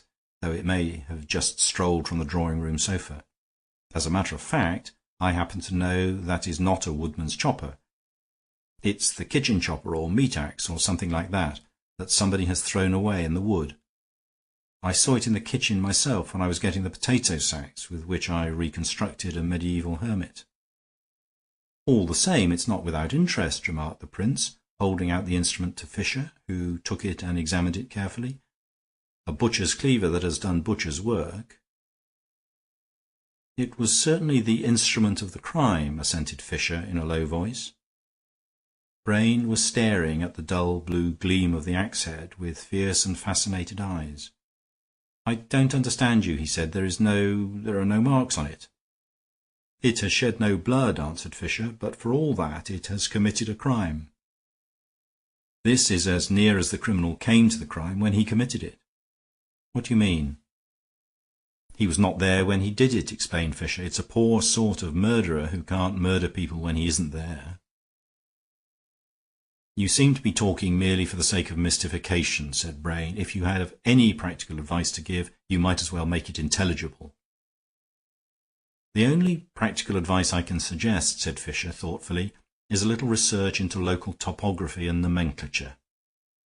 They say there used to be a Mr. Prior who had a farm in this neighborhood. I think some details about the domestic life of the late Mr. Prior would throw a light on this terrible business." "And you have nothing more immediate than your topography to offer," said Brain with a sneer, "to help me avenge my friend." "Well," said Fisher, "I should find out the truth about the hole in the wall."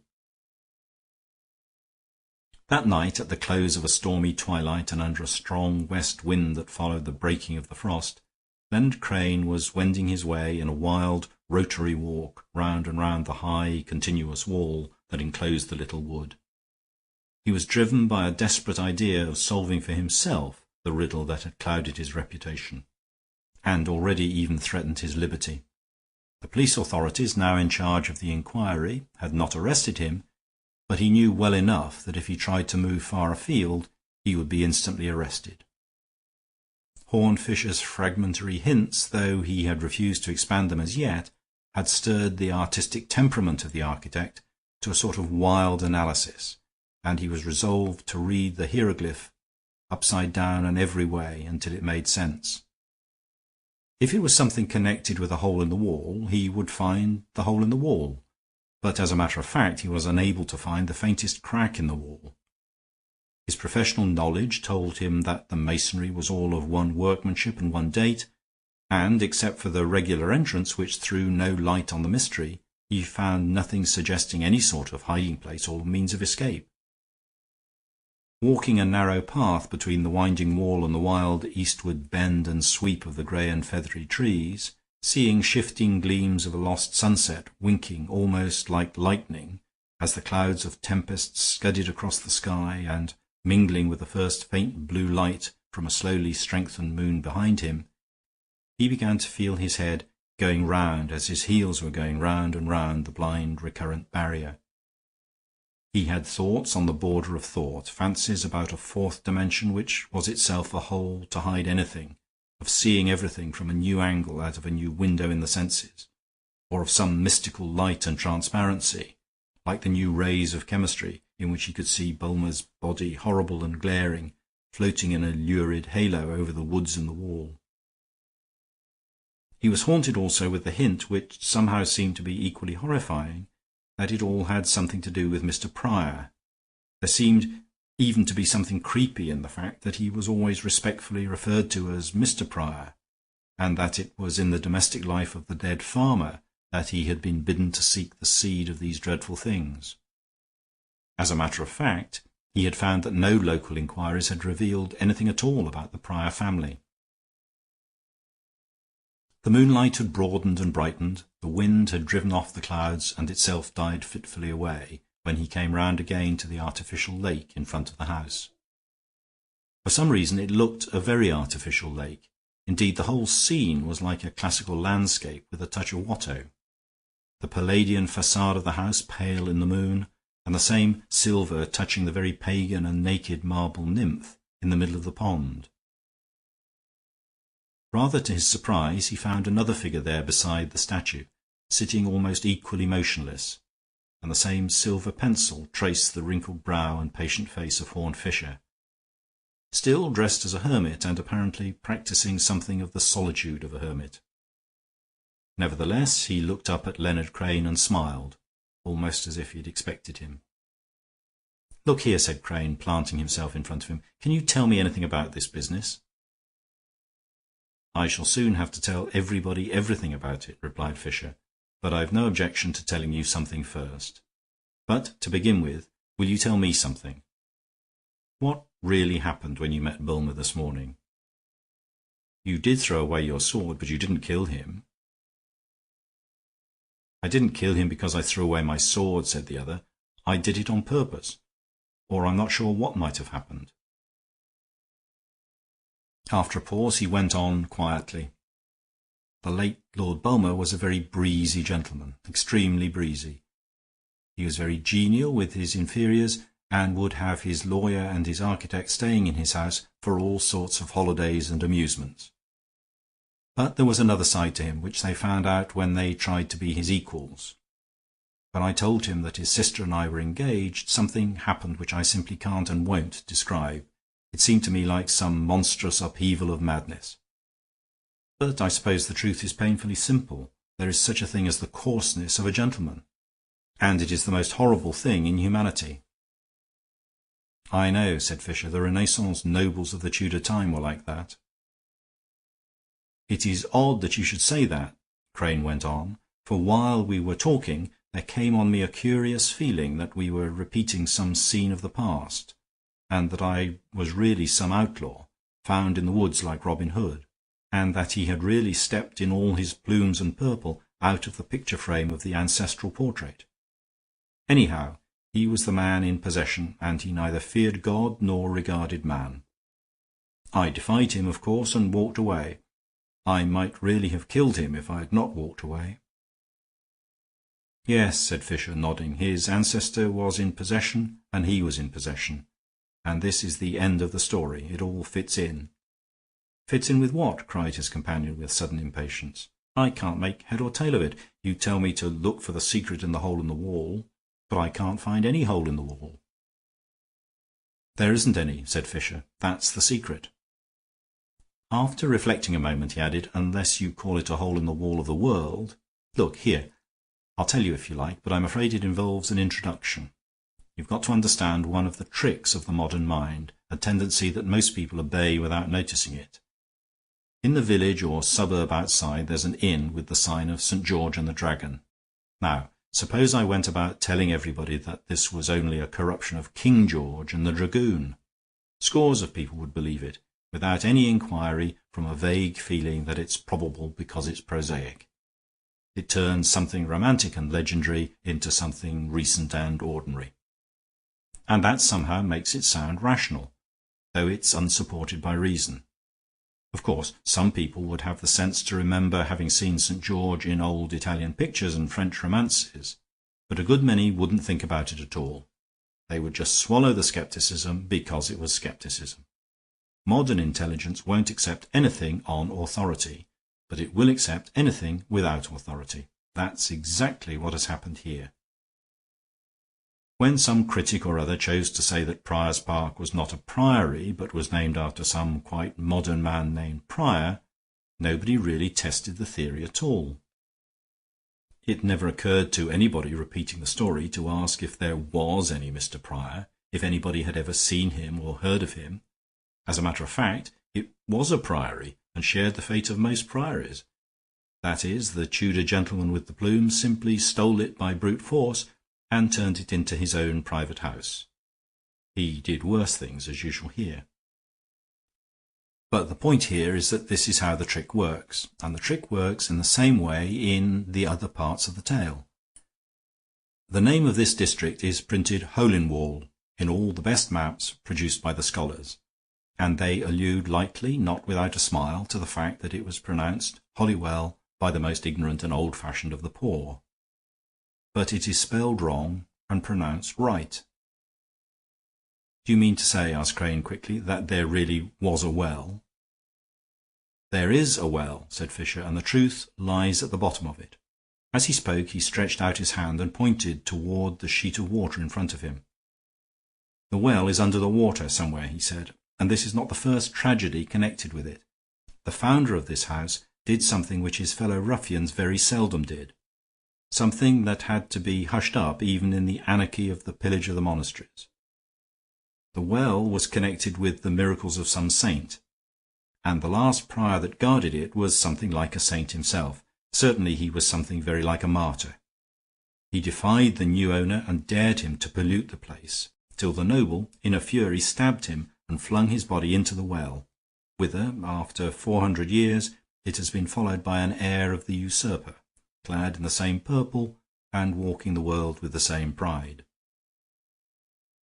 "But how did it happen," demanded Crane, "that for the first time Bulmer fell in at that particular spot?"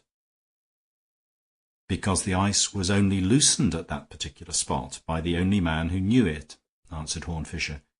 "It was cracked deliberately with the kitchen chopper at that special place, and I myself heard the hammering and did not understand it. The place had been covered with an artificial lake, if only because the whole truth had to be covered with an artificial legend. But don't you see that it is exactly what those pagan nobles would have done, to desecrate it with a sort of heathen goddess, as the Roman emperor built a temple to Venus on the Holy Sepulchre? But the truth could still be traced out by any scholarly man determined to trace it, and this man was determined to trace it." "What man?" asked the other, with a shadow of the answer in his mind. "The only man who has an alibi," replied Fisher. "James Haddow, the antiquarian lawyer. Left the night before the fatality, but he left that black star of death on the ice. He left abruptly, having previously proposed to stay, probably, I think, after an ugly scene with Bulmer at their legal interview.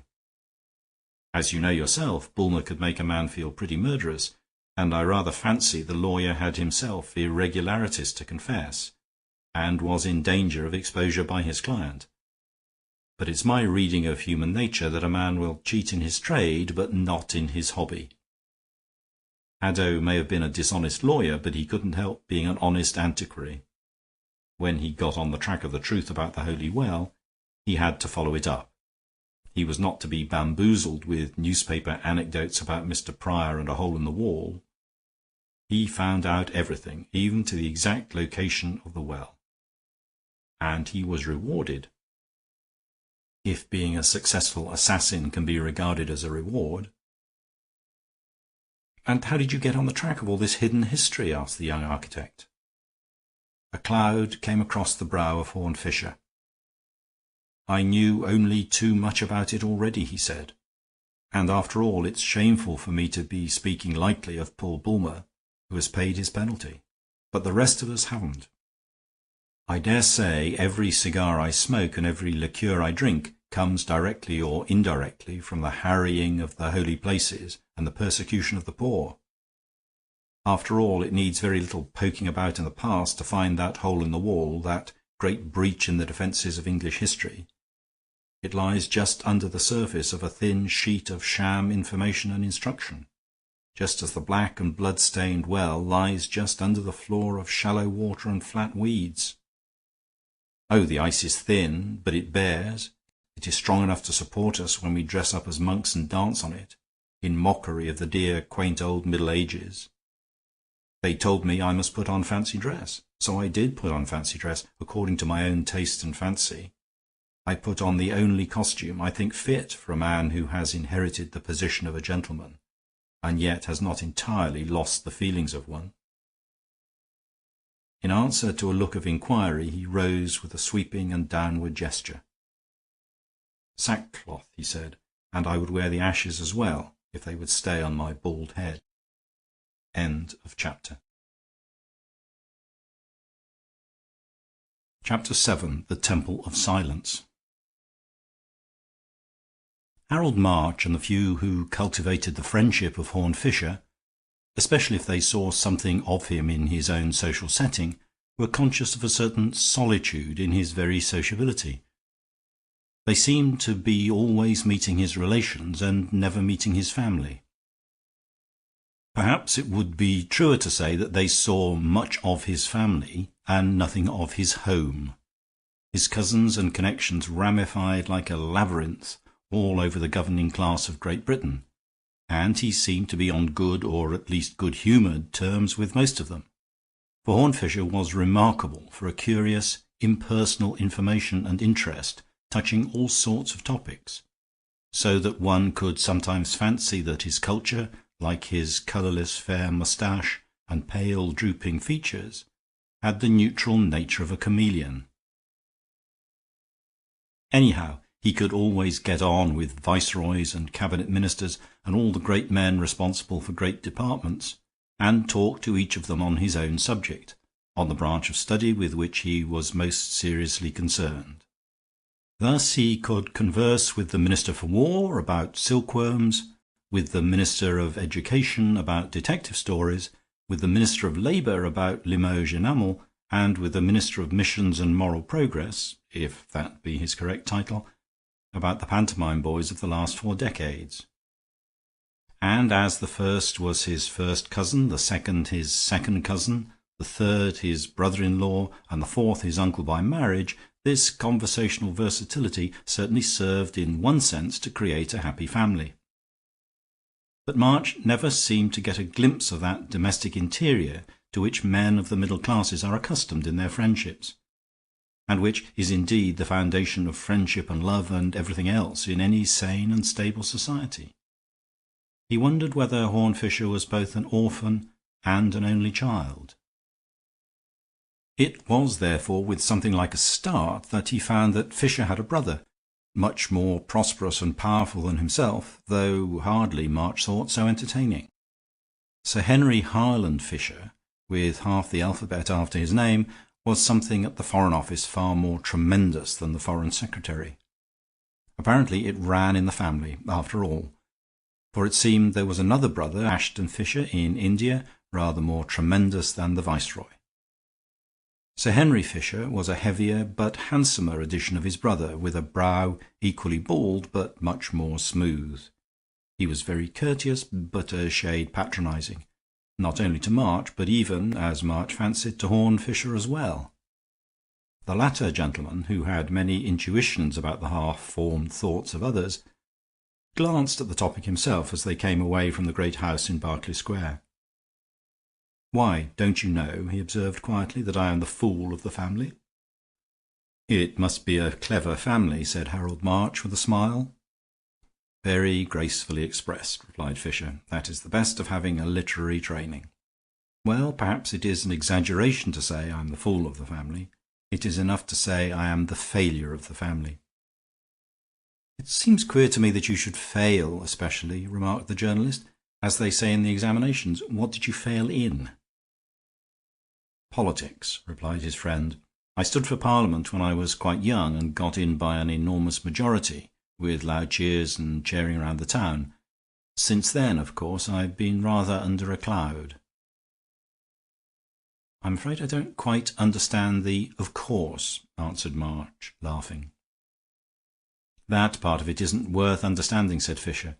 "But as a matter of fact, old chap, the other part of it was rather odd and interesting, quite a detective story in its way, as well as the first lesson I had in what modern politics are made of. If you like, I'll tell you about it." And the following, recast in a less elusive and conversational manner, is the story that he told. Nobody privileged of late years to meet Sir Henry Harland Fisher would believe that he had ever been called Harry. But indeed he had been boyish enough when a boy, and that serenity which shone on him through life, and which now took the form of gravity, had once taken the form of gaiety. His friends would have said that he was all the more ripe in his maturity for having been young in his youth. His enemies would have said that he was still light-minded, but no longer light-hearted. But in any case, the whole of the story Horne Fisher had to tell arose out of the accident which had made young Harry Fisher private secretary to Lord Saltoun.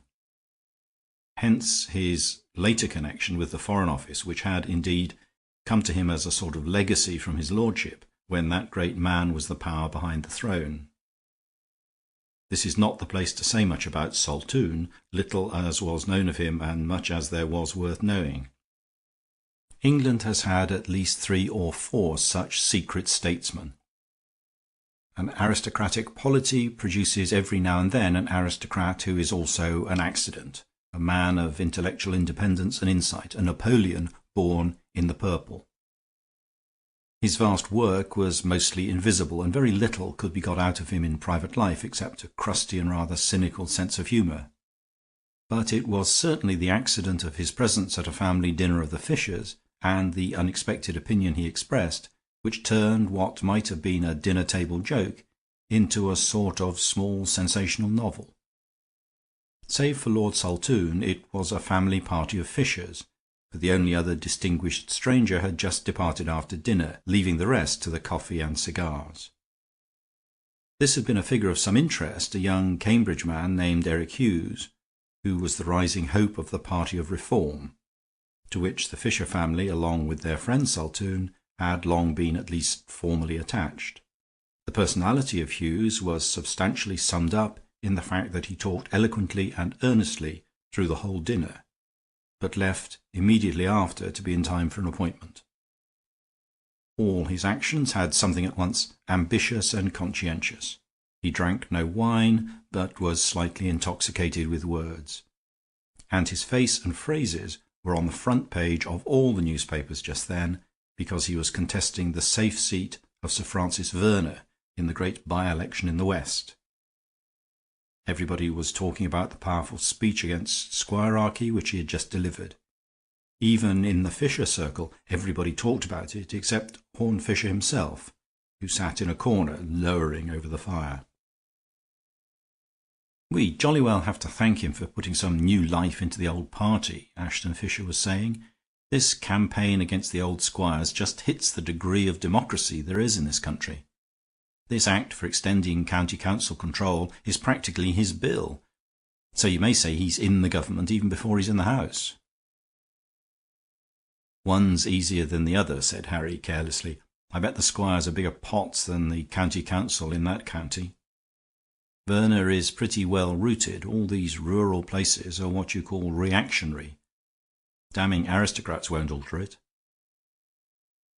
"He damns them rather well," observed Ashton. "We never had a better meeting than the one in Barkington, which generally goes constitutional.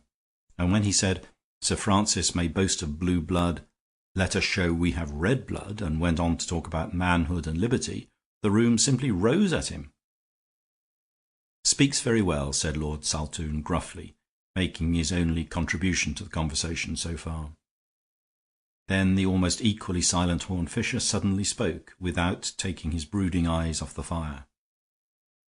"What I can't understand," he said, "is why nobody has ever slanged for the real reason." "Hullo," remarked Harry humorously. "You beginning to take notice?" "Well, take Verner," continued Horne Fisher.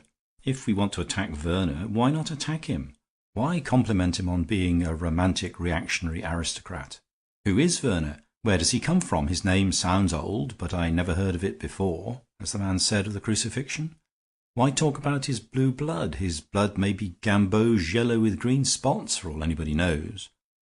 All we know is that the old squire, Hawker, somehow ran through his money, and his second wife's, I suppose, for she was rich enough, and sold the estate to a man named Verner. What did he make his money in? Oil? Army contracts?" "I don't know," said Saltoun, looking at him thoughtfully. "First thing I ever knew you didn't know," cried the exuberant Harry. "And there's more besides," went on Horne Fisher, who seemed to have suddenly found his tongue. "If we want country people to vote for us, why don't we get somebody with some notion about the country?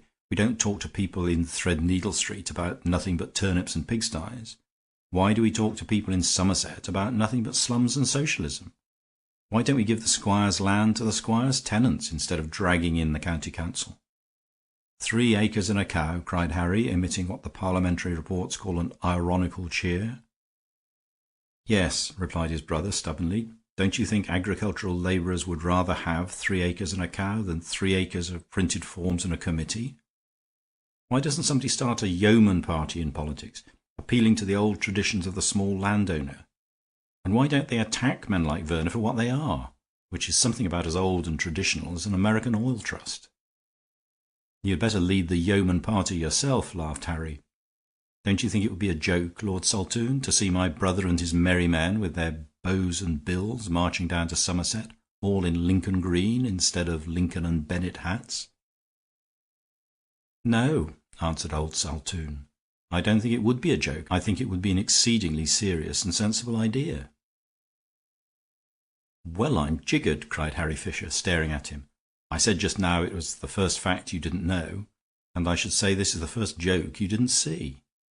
"I've seen a good many things in my time," said the old man, in his rather sour fashion. "I've told a good many lies in my time, too, and perhaps I've got rather sick of them. But there are lies and lies, for all that. Gentlemen used to lie just as schoolboys lie, because they hung together and partly to help one another out. But I'm damned if I can see why we should lie for these cosmopolitan cads who only help themselves. They're not backing us up any more; they're simply crowding us out. If a man like your brother likes to go into Parliament as a yeoman or a gentleman or a Jacobite or an ancient Briton, I should say it would be a jolly good thing." In the rather startled silence that followed, Horne Fisher sprang to his feet, and all his dreary manner dropped off him. "I'm ready to do it tomorrow," he cried. "I suppose none of you fellows would back me up." Then Harry Fisher showed the finer side of his impetuosity. He made a sudden movement as if to shake hands. "You're a sport," he said, "and I'll back you up if nobody else will. But we can all back you up, can't we? I see what Lord Saltoun means, and of course he's right. He's always right."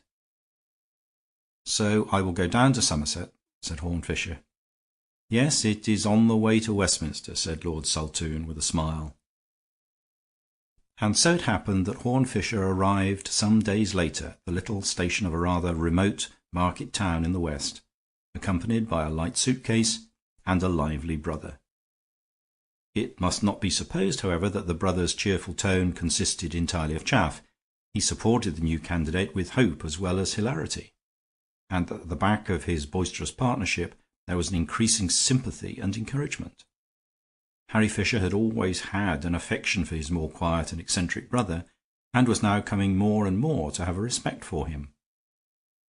As the campaign proceeded, the respect increased to ardent admiration, for Harry was still young, and could feel the sort of enthusiasm for his captain in electioneering that a schoolboy can feel for his captain in cricket. Nor was the admiration undeserved. As the new three-cornered contest developed, it became apparent to others besides his devoted kinsman that there was more in Horne Fisher than had ever met the eye. It was clear that his outbreak by the family fireside had been but a culmination of a long course of brooding and studying on the question. The talent he retained through life for studying his subject, and even somebody else's subject, had long been concentrated on this idea of championing a new peasantry against a new plutocracy. He spoke to a crowd with eloquence and replied to an individual with humor, two political arts that seemed to come to him naturally. He certainly knew much more about rural problems than either Hughes, the Reform candidate, or Werner, the Constitutional candidate. And he probed those problems with a human curiosity, and went below the surface in a way that neither of them dreamed of doing. He soon became the voice of popular feelings that are never found in the popular press. New angles of criticism, arguments that had never before been uttered by an educated voice, tests and comparisons that had been made only in dialect by men drinking in the little local public houses, crafts half forgotten that had come down by a sign of hand and tongue from remote ages when their fathers were free, all this created a curious and double excitement. It startled the well-informed by being a new and fantastic idea they had never encountered. It startled the ignorant by being an old and familiar idea they never thought to have seen revived. Men saw things in a new light, and knew not even whether it was the sunset or the dawn. Practical grievances were there to make the movement formidable. As Fisher went to and fro among the cottages and country inns, it was borne in on him without difficulty that Sir Francis Werner was a very bad landlord. Nor was the story of his acquisition of the land any more ancient and dignified than he had supposed. The story was well known in the county, and in most respects was obvious enough. Hawker, the old squire, had been a loose, unsatisfactory sort of person, had been on bad terms with his first wife, who died, as some said, of neglect, and had then married a flashy South American Jewess with a fortune. But he must have worked his way through this fortune also with marvelous rapidity, for he had been compelled to sell the estate to Verner, and had gone to live in South America, possibly on his wife's estates. But Fisher noticed that the laxity of the old squire was far less hated than the efficiency of the new squire. Verner's history seemed to be full of smart bargains and financial flutters that left other people short of money and temper. But though he heard a great deal about Verner, there was one thing that continually eluded him, something that nobody knew, that even Saltoun had not known. He could not find out how Verner had originally made his money. "He must have kept it specially dark," said Horne Fisher to himself. "It must be something he's really ashamed of. Hang it all, what is a man ashamed of nowadays?" And as he pondered on the possibilities, they grew darker and more distorted in his mind. He thought vaguely of things remote and repulsive, strange forms of slavery or sorcery, and then of ugly things yet more unnatural but nearer home.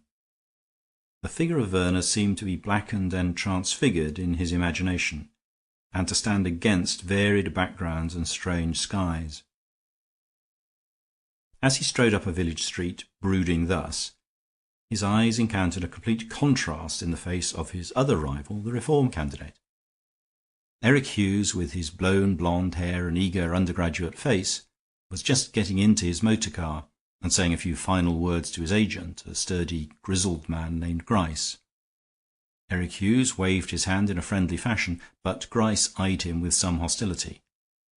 Eric Hughes was a young man with genuine political enthusiasms, but he knew that political opponents are people with whom one may have to dine any day. But Mr. Gryce was a grim little local radical, a champion of the chapel, and one of those happy people whose work is also their hobby. He turned his back as the motor car drove away and walked briskly up the sunlit high street of the little town, whistling, with political papers sticking out of his pocket.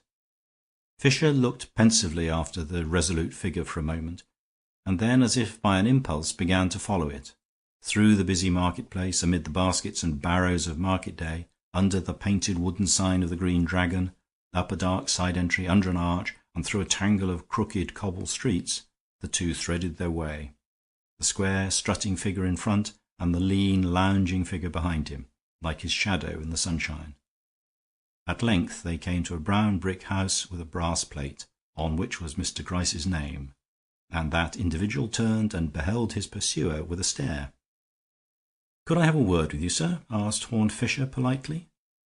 The agent stared still more, but assented civilly, and led the other into an office littered with leaflets and hung all around with highly colored posters which linked the name of Hughes with all the higher interests of humanity. "Mr. Horne Fisher, I believe," said Mr. Gryce. "Much honored by the call, of course. Can't pretend to congratulate you on entering the contest, I'm afraid. You won't expect that.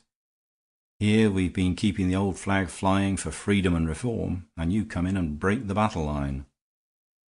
For Mr. Elijah Gryce abounded in military metaphors and in denunciations of militarism. He was a square-jawed, blunt-featured man with a pugnacious cock of the eyebrow. He had been pickled in the politics of that countryside from boyhood. He knew everybody's secrets, and electioneering was the romance of his life. "I suppose you think I'm devoured with ambition," said Horne Fisher in his rather listless voice, "aiming at a dictatorship and all that. Well, I think I can clear myself of the charge of mere selfish ambition. I only want certain things done. I don't want to do them. I very seldom want to do anything. And I've come here to say that I'm quite willing to retire from the contest, if you can convince me that we really want to do the same thing." The agent of the Reform Party looked at him with an odd and slightly puzzled expression, and before he could reply, Fisher went on in the same level tones. "You'd hardly believe it, but I keep a conscience concealed about me, and I am in doubt about several things. For instance, we both want to turn Werner out of Parliament, but what weapon are we to use? I've heard a lot of gossip against him, but is it right to act on mere gossip? Just as I want to be fair to you, so I want to be fair to him. If some of the things I've heard are true, he ought to be turned out of Parliament and every other club in London. But I don't want to turn him out of Parliament if they aren't true." At this point the light of battle sprang into Mr. Gryce's eyes, and he became voluble, not to say violent. He, at any rate, had no doubt that the stories were true. He could testify to his own knowledge that they were true. Werner was not only a hard landlord, but a mean landlord, a robber as well as a rack renter. Any gentleman would be justified in hounding him out. He had cheated old Wilkins out of his freehold by a trick fit for a pickpocket. He had driven old Mother Biddle to the workhouse. He had stretched the law against Long Adam the poacher till all the magistrates were ashamed of him. "So if you'll serve under the old banner," concluded Mr. Gryce more genially, "and turn out a swindling tyrant like that, I'm sure you'll never regret it." "And if that is the truth," said Horne Fisher, "are you going to tell it?" "What do you mean, tell the truth?" demanded Gryce. "I mean you are going to tell the truth as you have just told it," replied Fisher. "You're going to placard this town with the wickedness done to old Wilkins. You're going to fill the newspapers with the infamous story of Mrs. Biddle. You're going to denounce Werner from a public platform, naming him for what he did and naming the poacher he did it to. And you're going to find out by what trade this man made the money with which he bought the estate. And when you know the truth, as I said before, of course you're going to tell it. Upon those terms I come under the old flag, as you call it, and haul down my little pennon." The agent was eyeing him with a curious expression, surly but not entirely unsympathetic. "Well," he said slowly, "you have to do these things in a regular way, you know, or people don't understand. I've had a lot of experience, and I'm afraid what you say wouldn't do. People understand slanging squires in a general way, but those personalities aren't considered fair play. It looks like hitting below the belt." "Old Wilkins hasn't got a belt, I suppose," replied Horne Fisher. "Werner can hit him anyhow, and nobody must say a word. It is evidently very important to have a belt, but apparently you have to be rather high up in society to have one. Possibly," he added thoughtfully, "possibly the explanation of the phrase 'a belted earl,' the meaning of which has always escaped me." "I mean those personalities won't do," returned Gryce, frowning at the table. "And Mother Biddle and Long Adam the poacher are not personalities," said Fisher. "And suppose we mustn't ask how Werner made all the money that enabled him to become a personality?" Gryce was still looking at him under lowering brows, but the singular light in his eyes had brightened. At last he said, in another and much quieter voice, "Look here, sir, I like you, if you don't mind me saying so. I think you are really on the side of the people, and I'm sure you're a brave man. A lot braver than you know, perhaps. We daren't touch what you propose with a barge pole, and so far from wanting you in the old party, we'd rather you ran your own risk by yourself. But because I like you and respect your pluck, I'll do you a good turn before we part. I don't want you to waste time barking up the wrong tree. You talk about how the new squire got the money to buy, and the ruin of the old squire, and all the rest of it. Well, I'll give you a hint about that. A hint about something precious few people know." "I'm very grateful," said Fisher, gravely. "What is it?" "It's in 2 words," said the other. "The new squire was quite poor when he bought. The old squire was quite rich when he sold." Horne Fisher looked at him thoughtfully as he turned away abruptly and busied himself with the papers on his desk. Then Fisher uttered a short phrase of thanks and farewell, and went out into the street, still very thoughtful. His reflections seemed to end in resolution, and falling in a more rapid stride, he passed out of the little town, along a road leading towards the gate of the great park, the country seat of Sir Francis Werner. A glitter of sunlight made the early winter more like a late autumn, and the dark woods were touched here and there with red and golden leaves, like the last rays of a lost sunset. From a higher part of the road he had seen the long classical facade of the great house with its many windows, almost immediately beneath him. But when the road ran down under the wall of the estate, topped with towering trees behind, he realized that it was half a mile round to the lodge gates. After walking for a few minutes along the lane, however, he came to a place where the wall had cracked and was in process of repair. As it was, there was a great gap in the grey masonry that looked at first as black as a cavern, and only showed at a second glance the twilight of the twinkling trees.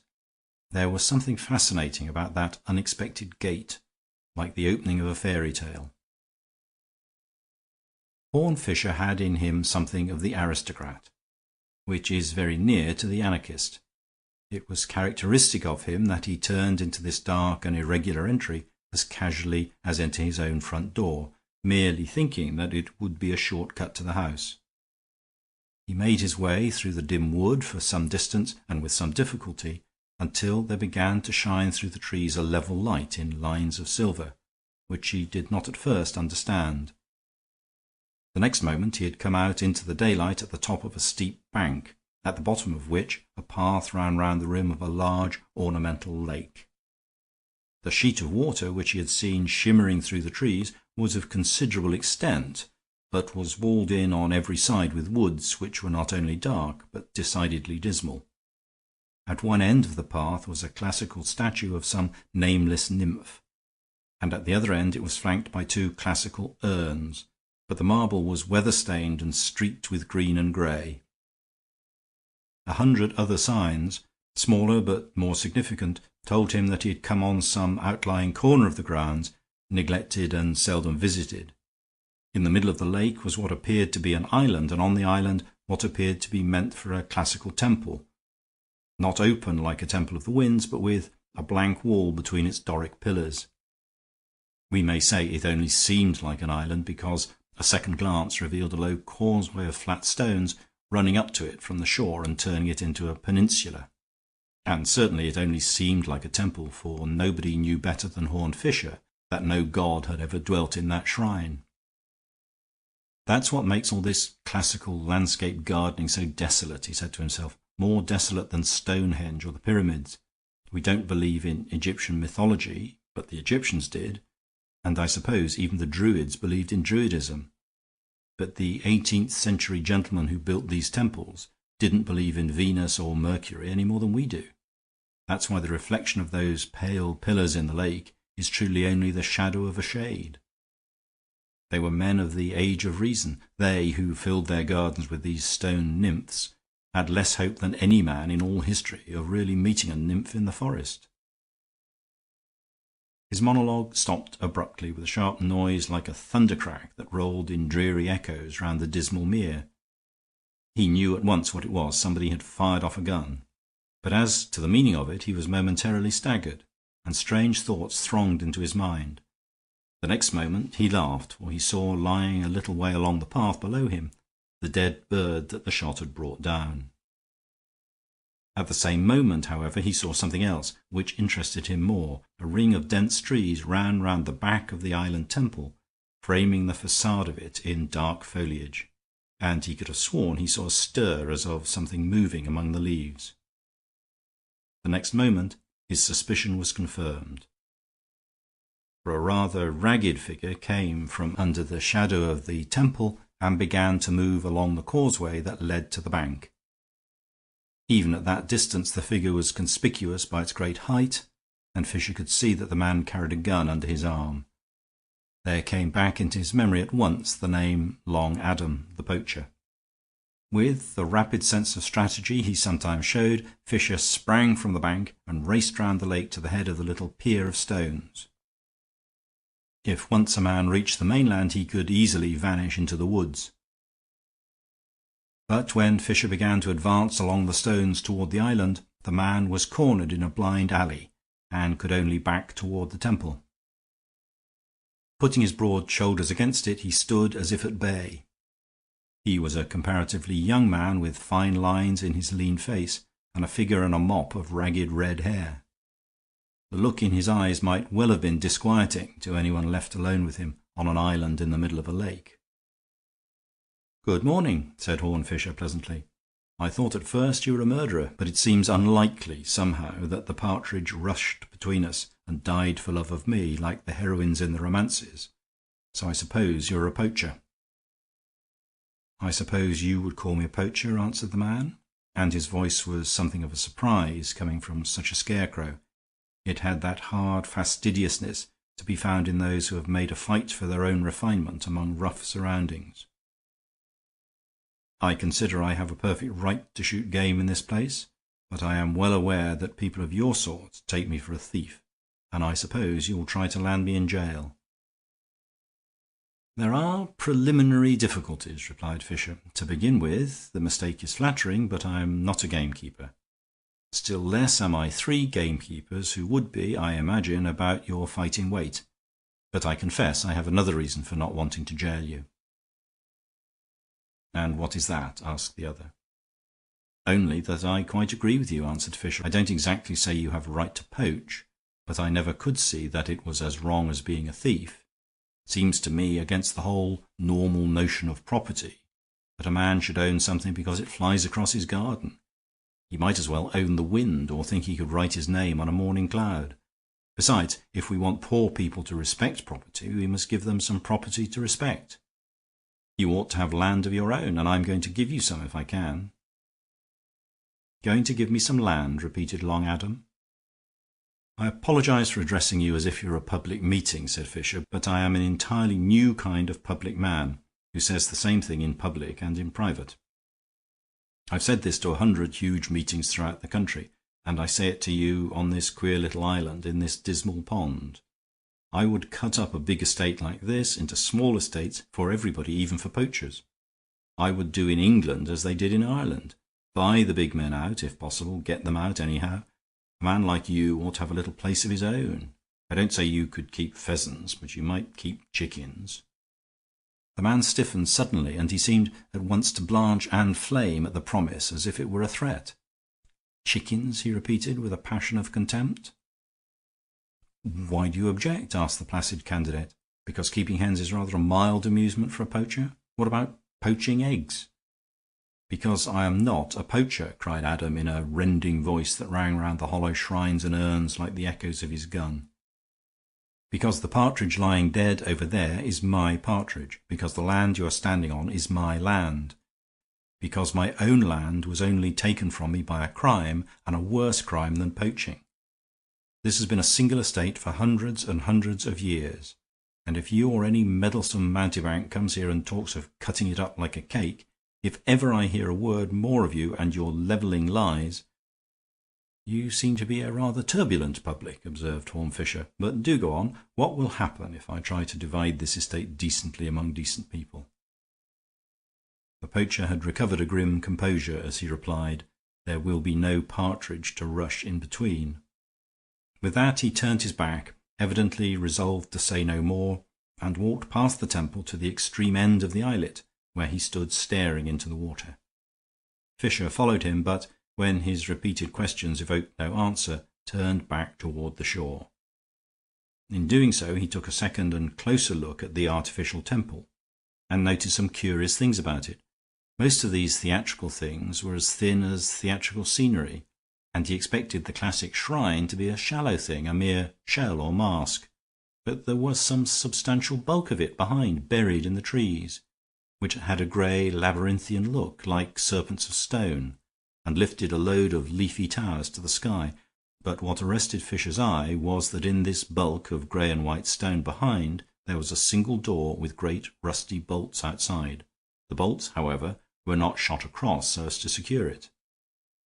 Then he walked round the small building and found no other opening except one small grating like a ventilator, high up in the wall.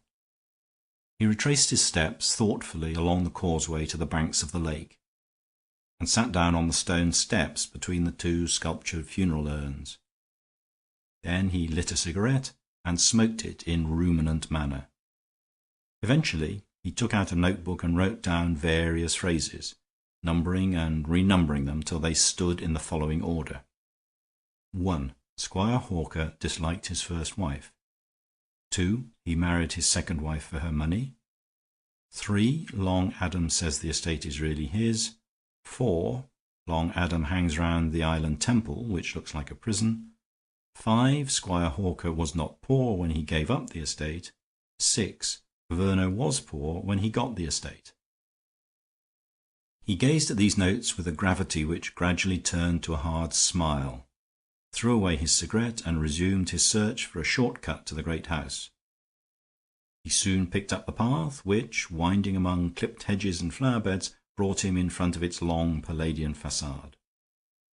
It had the usual appearance of being not a private house, but a sort of public building sent into exile in the provinces. He first found himself in the presence of the butler, who really looked much older than the building, for the architecture was dated as Georgian, but the man's face, under a high, unnatural brown wig, was wrinkled with what might have been centuries. Only his prominent eyes were alive and alert, as if with protest. Fisher glanced at him and then stopped and said, "Excuse me, weren't you with the late Squire Mr. Hawker?" "Yes, sir," said the man gravely. "Usher is my name. What can I do for you?" "Only take me into Sir Francis Verner," replied the visitor. Sir Francis Verner was sitting in an easy chair beside a small table in a large room hung with tapestries. On the table were a small flask and glass with the green glimmer of a liqueur and a cup of black coffee. He was clad in a quiet grey suit with a moderately harmonious purple tie. But Fisher saw something about the turn of his fair moustache and the lie of his flat hair. It suddenly revealed that his name was Franz Verner. "You're Mr. Horne Fisher," he said. "Won't you sit down?" "No, thank you," replied Fisher. "I fear this is not a friendly occasion, and I shall remain standing. Possibly you know that I am already standing for Parliament, in fact." "I am aware we're political opponents," replied Verner, raising his eyebrows, "but I think it would be better if we fought in a sporting spirit, in a spirit of English fair play." "Much better," assented Fisher. "It would be much better if you were English, and very much better if you had ever played fair. But what I've come to say can be said very shortly. I don't quite know how we stand with the law about that old Hawker story, but my chief object is to prevent England being entirely ruled by people like you. So whatever the law would say, I will say no more if you will retire from the election at once." "You are evidently a lunatic," said Verner. "My psychology may be a little abnormal," replied Horne Fisher in a rather hazy manner. "I am subject to dreams, especially daydreams. Sometimes what is happening to me grows vivid in a curious double way, as if it had happened before. Have you ever had that mystical feeling that things have happened before?" "I hope you're a harmless lunatic," said Verner. But Fisher was still staring in an absent fashion at the golden gigantic figures and traceries of brown and red in the tapestries on the walls. Then he looked again at Verner and resumed, "I have a feeling that this interview has happened before, here in this tapestried room, and we are two ghosts revisiting a haunted chamber. But it was Squire Hawker who sat where you sit, and it was you who stood where I stand." He paused a moment and then added with simplicity, "I suppose I am a blackmailer too." "If you are," said Sir Francis, "I promise you shall go to jail." But his face had a shade on it that looked like the reflection of the green wine gleaming on the table. Horne Fisher regarded him steadily and answered quietly enough, "Blackmailers do not always go to jail. Sometimes they go to Parliament. But though Parliament is rotten enough already, you shall not go there if I can help it. I am not so criminal as you were in bargaining with crime. You made a squire give up his country seat. I only ask you to give up your parliamentary seat." Sir Francis Verner sprang to his feet and looked about for one of the bell ropes of the old-fashioned curtained room. "Where is Usher?" he cried, with a livid face. "And who is Usher?" said Fisher softly. "I wonder how much Usher knows of the truth." Verner's hand fell from the bell rope, and, after standing for a moment with rolling eyes, he strode abruptly from the room. Fisher went out by the other door, by which he had entered, and, seeing no sign of Usher, let himself out and betook himself again toward the town. That night he put an electric torch in his pocket and set out alone in the darkness to add the last links to his argument. There was much that he did not know yet, but he thought he knew where he could find the knowledge. The night closed dark and stormy, and the black gap in the wall looked blacker than ever. The wood seemed to have grown thicker and darker in a day. If the deserted lake, with its black woods and grey urns and images, looked desolate even by daylight, under the night and the growing storm it seemed still more like the pool of Acheron in the land of lost souls. As he stepped carefully along the jetty stones, he seemed to be travelling farther and farther into the abyss of night, and to have left behind him the last points from which it would be possible to signal to the land of the living. The lake seemed to have grown larger than a sea, but a sea of black and slimy waters that had slept with abominable serenity, as if they had washed out the world. There was so much of this nightmare sense of extension and expansion that he was strangely surprised to come to his desert island so soon. But he knew it for a place of inhuman silence and solitude, and he felt as if he had been walking for years. Nerving himself to a more normal mood, he paused under one of the dark dragon trees that branched out above him, and, taking out his torch, turned in the direction of the door at the back of the temple. It was unbolted as before, and the thought stirred faintly in him that it was slightly open, though only by a crack. The more he thought of it, however, the more certain he grew that this was but one of the common illusions of light coming from a different angle. He studied in a more scientific spirit the details of the door, with its rusty bolts and hinges, when he became conscious of something very near him, indeed nearly above his head. Something was dangling from the tree that was not a broken branch. For some seconds he stood as still as a stone, and as cold. What he saw above him were the legs of a man hanging, presumably a dead man hanged. But the next moment he knew better. The man was literally alive and kicking, and an instant after he had dropped to the ground and turned on the intruder. Simultaneously 3 or 4 other trees seemed to come to life in the same fashion. 5 or 6 other figures had fallen on their feet from these unnatural nests. It was as if the place were an island of monkeys. But a moment after they had made a stampede toward him, and when they laid their hands on him he knew that they were men. With the electric torch in his hand he struck the foremost of them so furiously in the face that the man stumbled and rolled over on the slimy grass. But the torch was broken and extinguished, leaving everything in a denser obscurity. He flung another man against the temple wall so that he slid to the ground, but a third and fourth carried Fisher off his feet and began to bear him, struggling, toward the doorway. Even in the bewilderment of the battle he was conscious that the door was standing open. Someone was summoning the roughs from inside. The moment they were within, they hurled him upon a sort of bench or bed with violence but no damage, for the settee, or whatever it was, seemed to be comfortably cushioned for his reception. Their violence had in it a great element of haste, and before he could rise they had all rushed from the door to escape. Whatever bandits they were that infested this desert island, they were obviously uneasy about their job and very anxious to be quit of it. He had the flying fancy that regular criminals would hardly be in such a panic. The next moment the great door crashed to, and he could hear the bolts shriek as they shot into place, and the feet of the retreating men scampering and stumbling along the causeway. But, rapidly as it had happened, it did not happen before Fisher had done something that he wanted to do. Unable to rise from his sprawling attitude in that flash of time, he had shot out one of his long legs and hooked it round the ankle of the last man disappearing through the door. The man swayed and toppled over inside the prison chamber, and the door closed between him and his fleeing companions. Clearly they were in too much haste to realize that they had left one of their company behind. The man sprang to his feet again and hammered and kicked furiously at the door. Fisher's sense of humor began to recover from the struggle, and he sat up on his sofa with something of his native nonchalance. But as he listened to the captive captor beating on the door of the prison, a new and curious reflection came to him.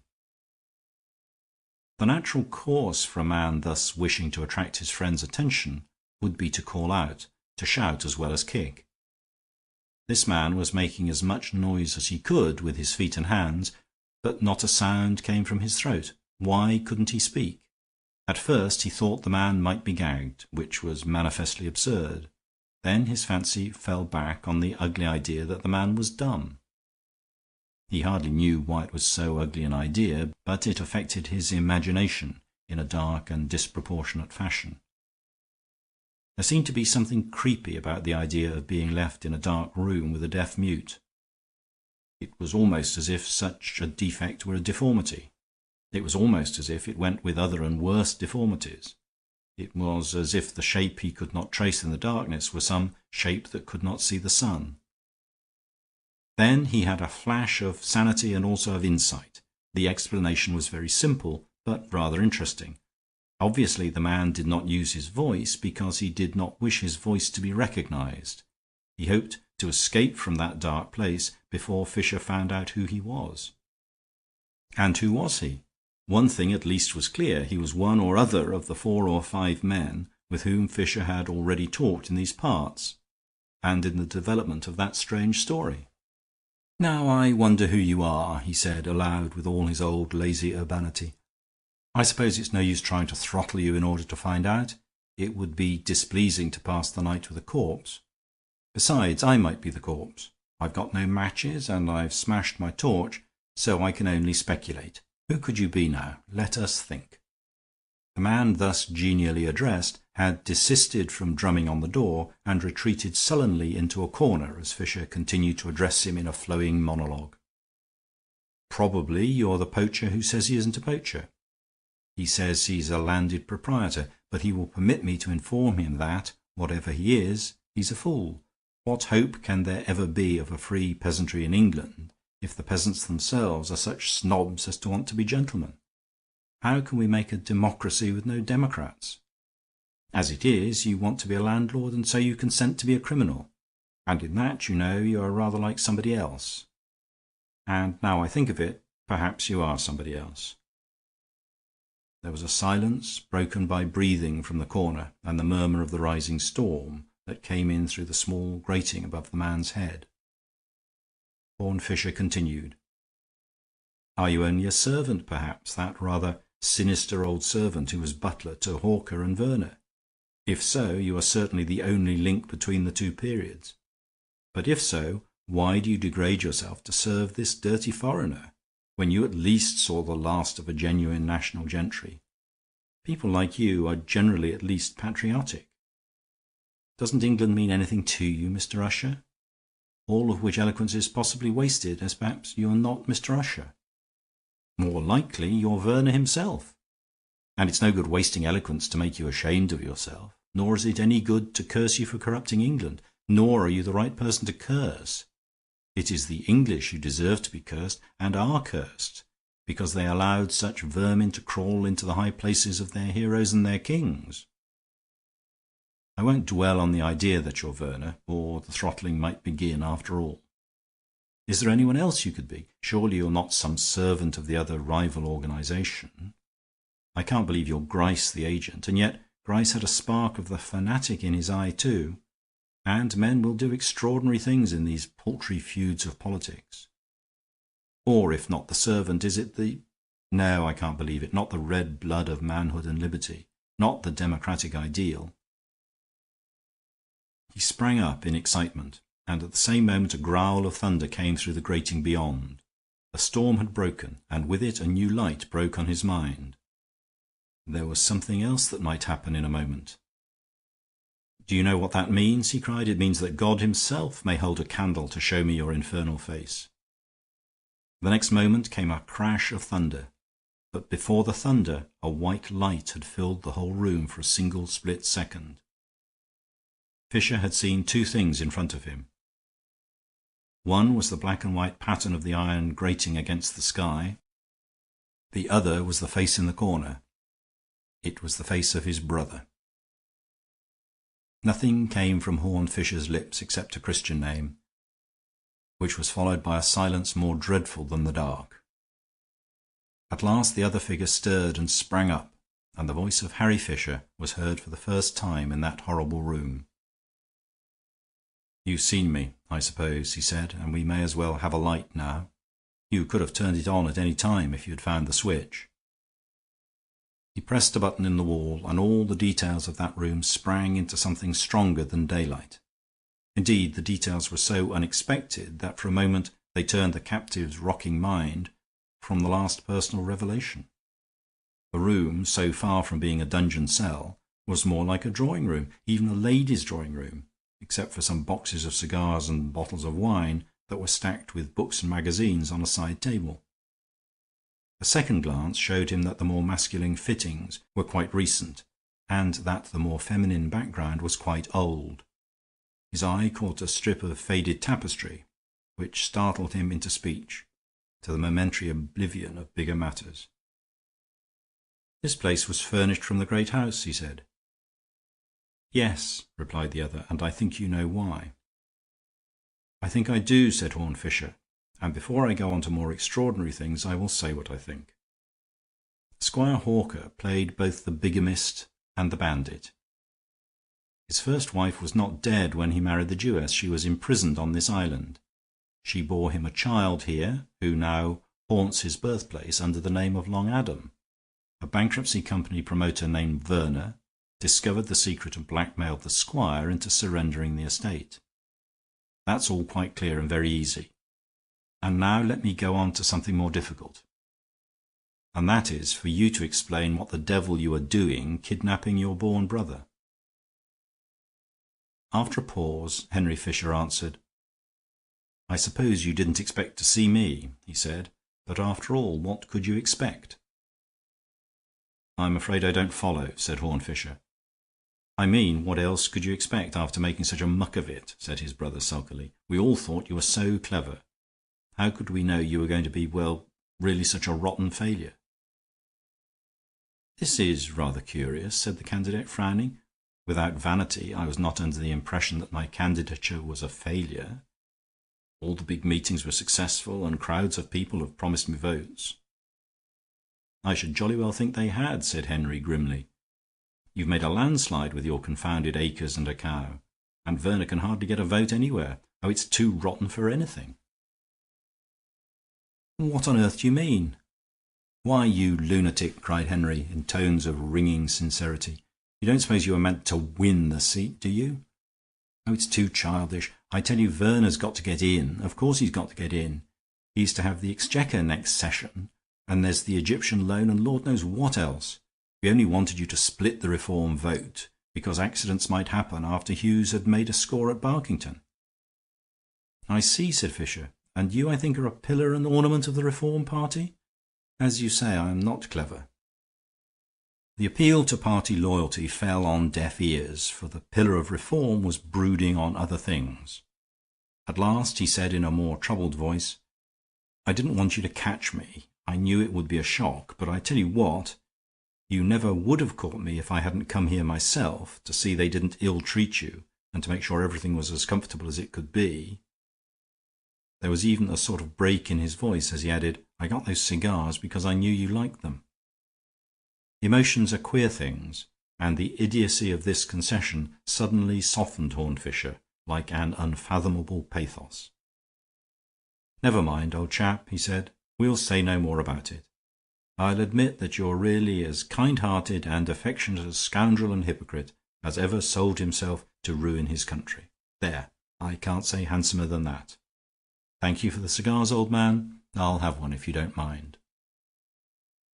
By the time that Horne Fisher had ended his telling of this story to Harold March, they had come out into one of the public parks and taken a seat on a rise of ground overlooking wide green spaces under a blue and empty sky. And there was something incongruous in the words with which the narration ended. "I've been in that room ever since," said Horne Fisher. "I'm in it now. I won the election, but I never went to the House. My life has been a life in that little room on that lonely island. Plenty of books and cigars and luxuries, plenty of knowledge and interest and information, but never a voice out of that tomb to reach the world outside. I shall probably die there." And he smiled as he looked across the vast green park to the grey horizon. End of chapter. Chapter 8. The Vengeance of the Statue. It was on the sunny veranda of a seaside hotel overlooking a pattern of flower beds and a strip of blue sea, that Horne Fisher and Harold March had their final explanation, which might be called an explosion. Harold March had come to the little table and sat down at it with a subdued excitement smouldering in his somewhat cloudy and dreamy blue eyes. In the newspapers which he tossed from him onto the table there was enough to explain some, if not all, of his emotion. Public affairs in every department had reached a crisis. The government, which had stood so long that men were used to it, as they are used to a hereditary despotism, had begun to be accused of blunders and even of financial abuses. Some said that the experiment of attempting to establish a peasantry in the west of England, on the lines of an early fancy of Horne Fisher's, had resulted in nothing but dangerous quarrels with more industrial neighbours. There had been particular complaints of the ill treatment of harmless foreigners, chiefly Asiatics, who happened to be employed in the new scientific works constructed on the coast. Indeed, the new power which had arisen in Siberia, backed by Japan and other powerful allies, was inclined to take the matter up in the interests of its exiled subjects, and there had been wild talk about ambassadors and ultimatums. But something much more serious, in its personal interest for March himself, seemed to fill his meeting with his friend with a mixture of embarrassment and indignation. Perhaps it increased his annoyance that there was a certain unusual liveliness about the usually languid figure of Fisher. The ordinary image of him in March's mind was that of a pallid and bald-browed gentleman who seemed to be prematurely old as well as prematurely bald. He was remembered as a man who expressed the opinions of a pessimist in the language of a lounger. Even now March could not be certain whether the change was merely a sort of masquerade of sunshine, or that effect of clear colours and clean-cut outlines that is always visible on the parade of a marine resort, relieved against the blue dado of the sea. But Fisher had a flower in his buttonhole, and his friend could have sworn he carried his cane with something almost like the swagger of a fighter. With such clouds gathering over England, the pessimist seemed to be the only man who carried his own sunshine.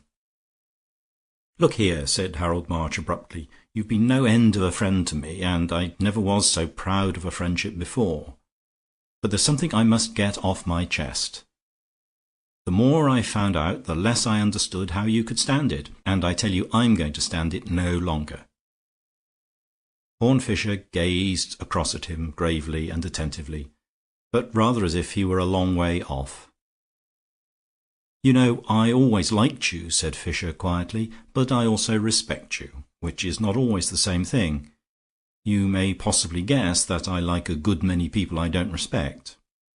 Perhaps it is my tragedy, perhaps it is my fault, but you are very different, and I promise you this, that I will never try to keep you as somebody to be liked at the price of your not being respected."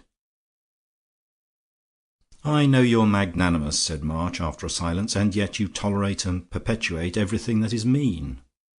Then, after another silence, he added, "Do you remember when we first met, when you were fishing in that brook in the affair of the target?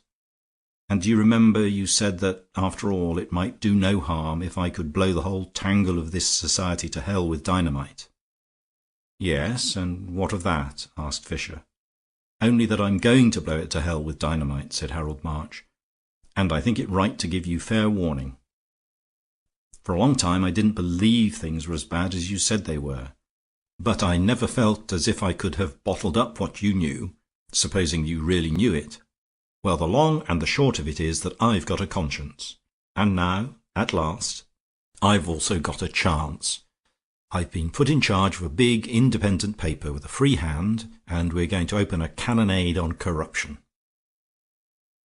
"That will be Attwood, I suppose," said Fisher reflectively. "Timber merchant, knows a lot about China."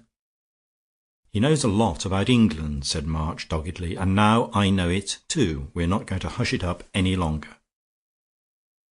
The people of this country have a right to know how they're ruled, or rather ruined. The Chancellor is in the pocket of the money-lenders, and has to do as he is told, otherwise he's bankrupt, and a bad sort of bankruptcy too. with nothing but cards and actresses behind it. The Prime Minister was in the petrol contract business, and deep in it, too. The Foreign Minister is a wreck of drink and drugs. When you say that plainly about a man who may send thousands of Englishmen to die for nothing, you're called personal.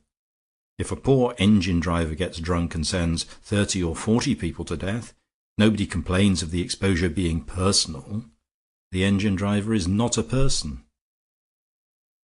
"I quite agree with you," said Fisher, calmly. "You're perfectly right." "If you agree with us, why the devil don't you act with us?" demanded his friend. "If you think it's right, why don't you do what's right? It's awful to think of a man of your abilities simply blocking the road to reform." "We have often talked about that," replied Fisher, with the same composure.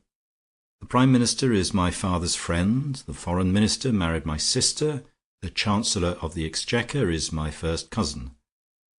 I mentioned the genealogy in some detail just now for a particular reason. The truth is, I have a curious kind of cheerfulness at the moment.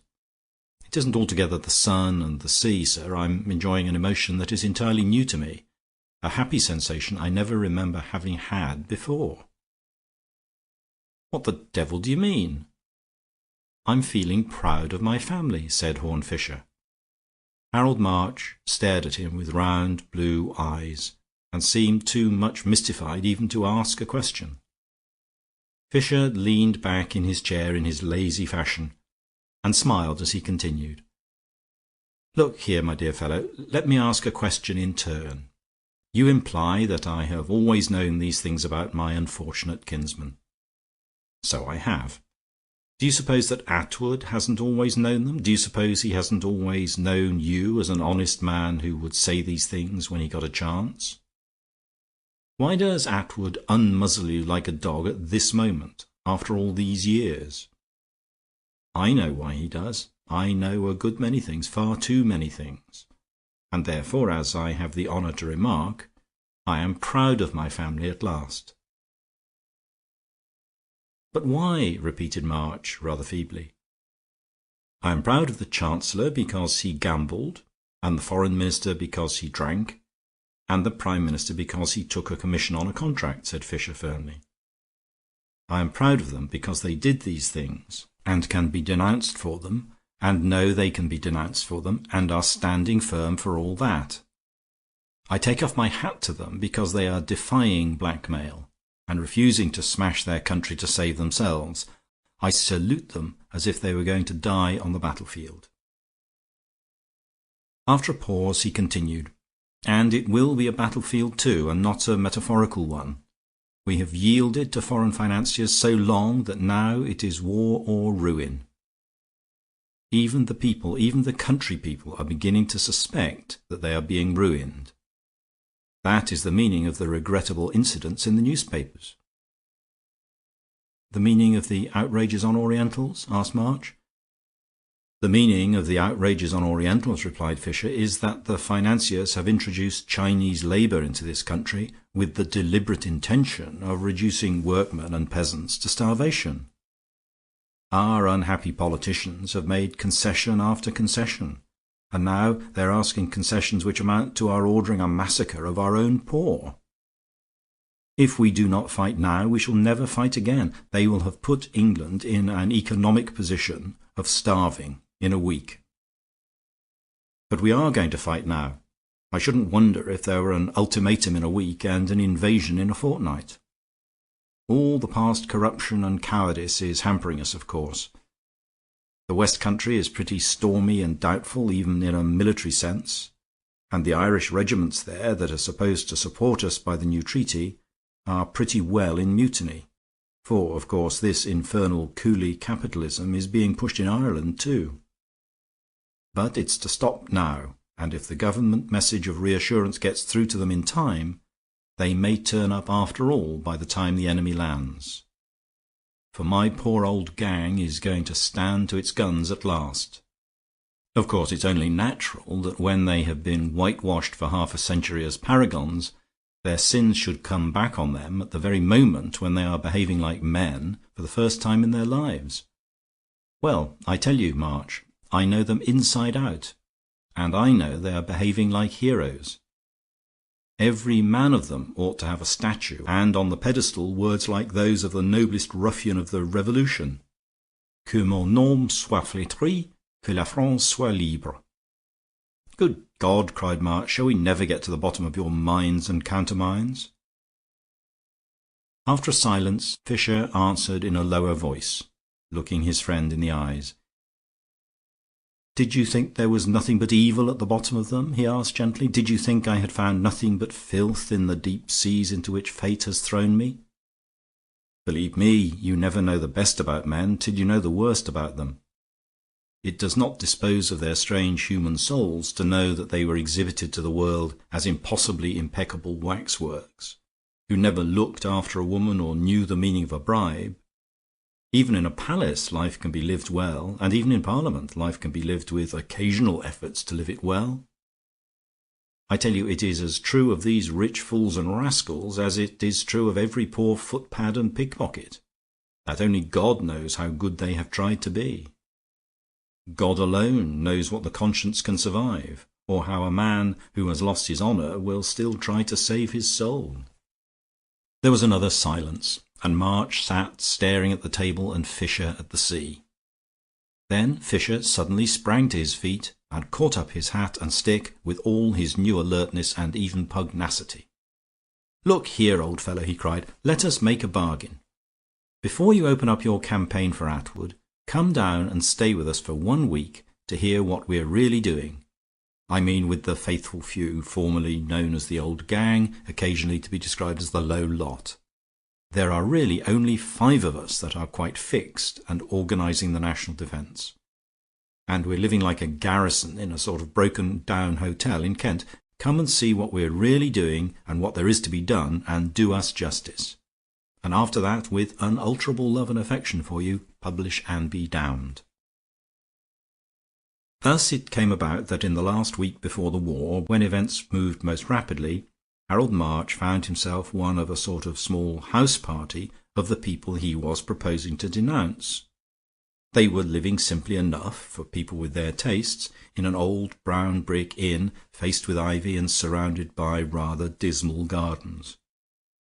At the back of the building the garden ran up very steeply to a road along the ridge above, and a zigzag path scaled the slopes in sharp angles, turning to and fro amid evergreens so sombre that they might rather be called ever-black.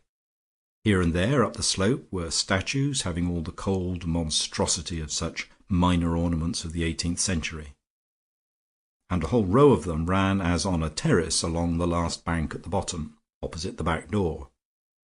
This detail fixed itself first in March's mind, merely because it figured in the first conversation he had with one of the cabinet ministers.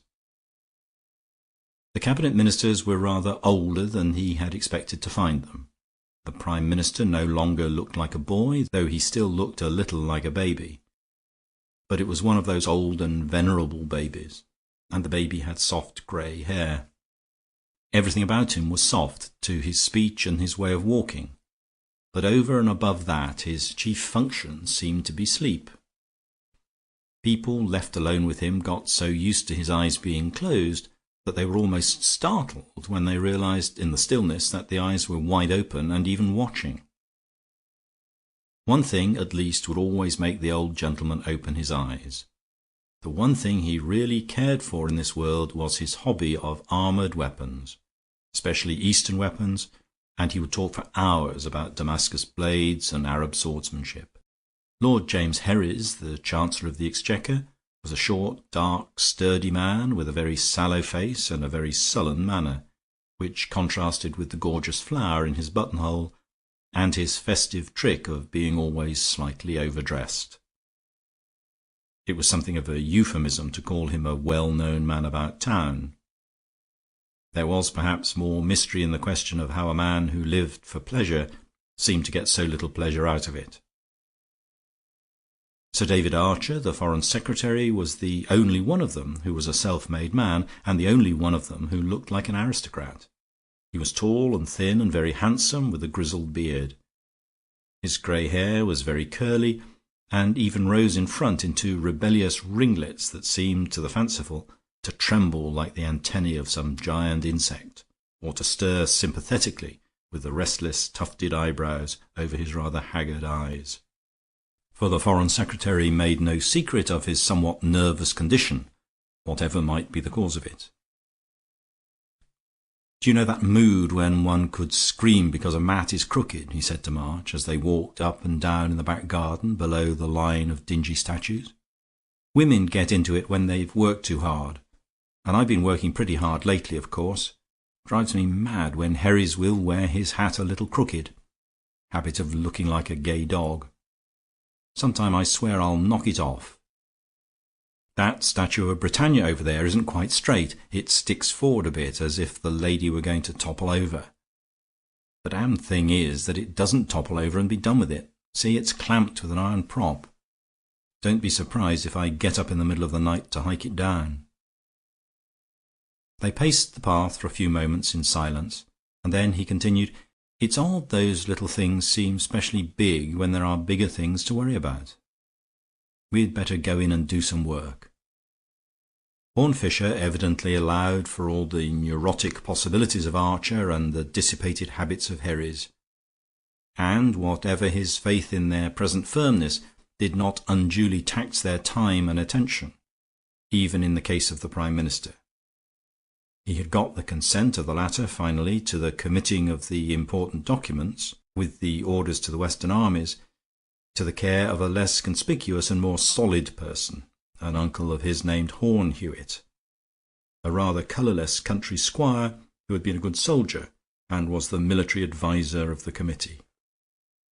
He was charged with expediting the government pledge, along with the concerted military plans, to the half-mutinous command in the West, and the still more urgent task of seeing that it did not fall into the hands of the enemy, who might appear at any moment from the east. Over and above this military official, the only other person present was a police official, a certain Dr. Prince, originally a police surgeon and now a distinguished detective, sent to be a bodyguard to the group. He was a square-faced man with big spectacles and a grimace that expressed the intention of keeping his mouth shut.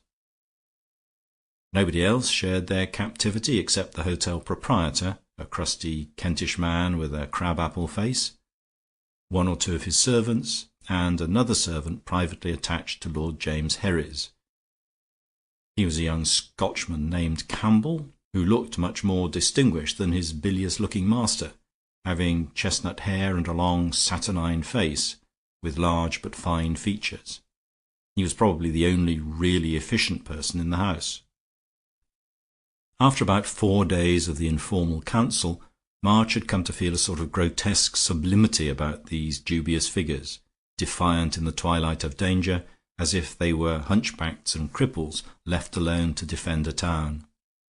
All were working hard, and he himself looked up from writing a page of memoranda in a private room to see Horne Fisher standing in the doorway, accoutred as if for travel. He fancied that Fisher looked a little pale, and after a moment that gentleman shut the door behind him and said quietly, "Well, the worst has happened, or nearly the worst." "The enemy has landed," cried March, and sprang erect out of his chair. "Oh, I knew the enemy would land," said Fisher with composure. "Yes, he's landed, but that's not the worst that could happen. The worst is that there's a leak of some sort, even from this fortress of ours. It's been a bit of a shock to me, I can tell you, though I suppose it's illogical. After all, I was full of admiration at finding 3 honest men in politics. I ought not to be full of astonishment if I find only 2. He ruminated a moment, and then said in such a fashion that March could hardly tell if he were changing the subject or no, "It's hard at first to believe that a fellow like Herries, who had pickled himself in vice like vinegar, can have any scruple left. But about that I've noticed a curious thing. Patriotism is not the first virtue. Patriotism rots into Prussianism when you pretend it is the first virtue.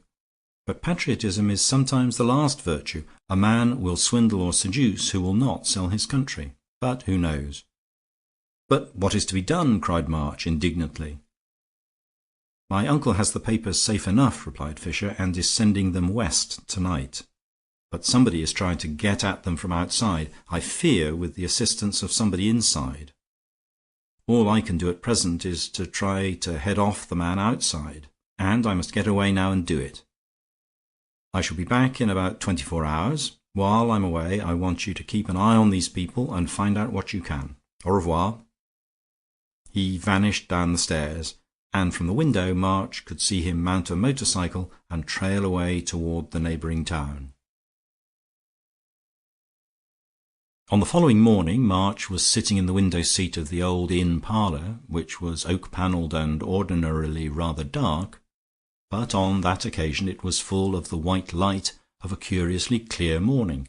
The moon had shone brilliantly for the last 2 or 3 nights.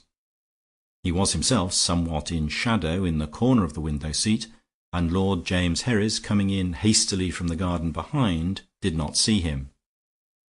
Lord James clutched the back of a chair as if to steady himself, and sitting down abruptly at the table littered with the last meal, poured himself out a tumbler of brandy and drank it. He sat with his back to March, but his yellow face appeared in a round mirror beyond, and the tinge of it was like that of some horrible malady. As March moved, he started violently and faced round. "My God!" he cried. "Have you seen what's outside?" "Outside?" repeated the other, glancing over his shoulder at the garden. "Oh, go and look for yourself," cried Herries, in a sort of fury. "Hewitt's murdered and his papers stolen, that's all." He turned his back again and sat down with a thud. His square shoulders were shaking. Harold March darted out of the doorway into the back garden with its steep slope of statues. The first thing he saw was Dr. Prince, the detective, peering through his spectacles at something on the ground. The second was the thing he was peering at.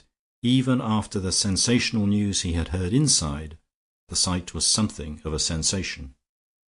The monstrous stone image of Britannia was lying prone and face downward on the garden path, and there stuck out at random from underneath it, like the legs of a smashed fly, an arm clad in a white shirt-sleeve, and a leg clad in a khaki trouser, and hair of the unmistakable sandy grey that belonged to Horne Fisher's unfortunate uncle. There were pools of blood, and the limbs were quite stiff in death.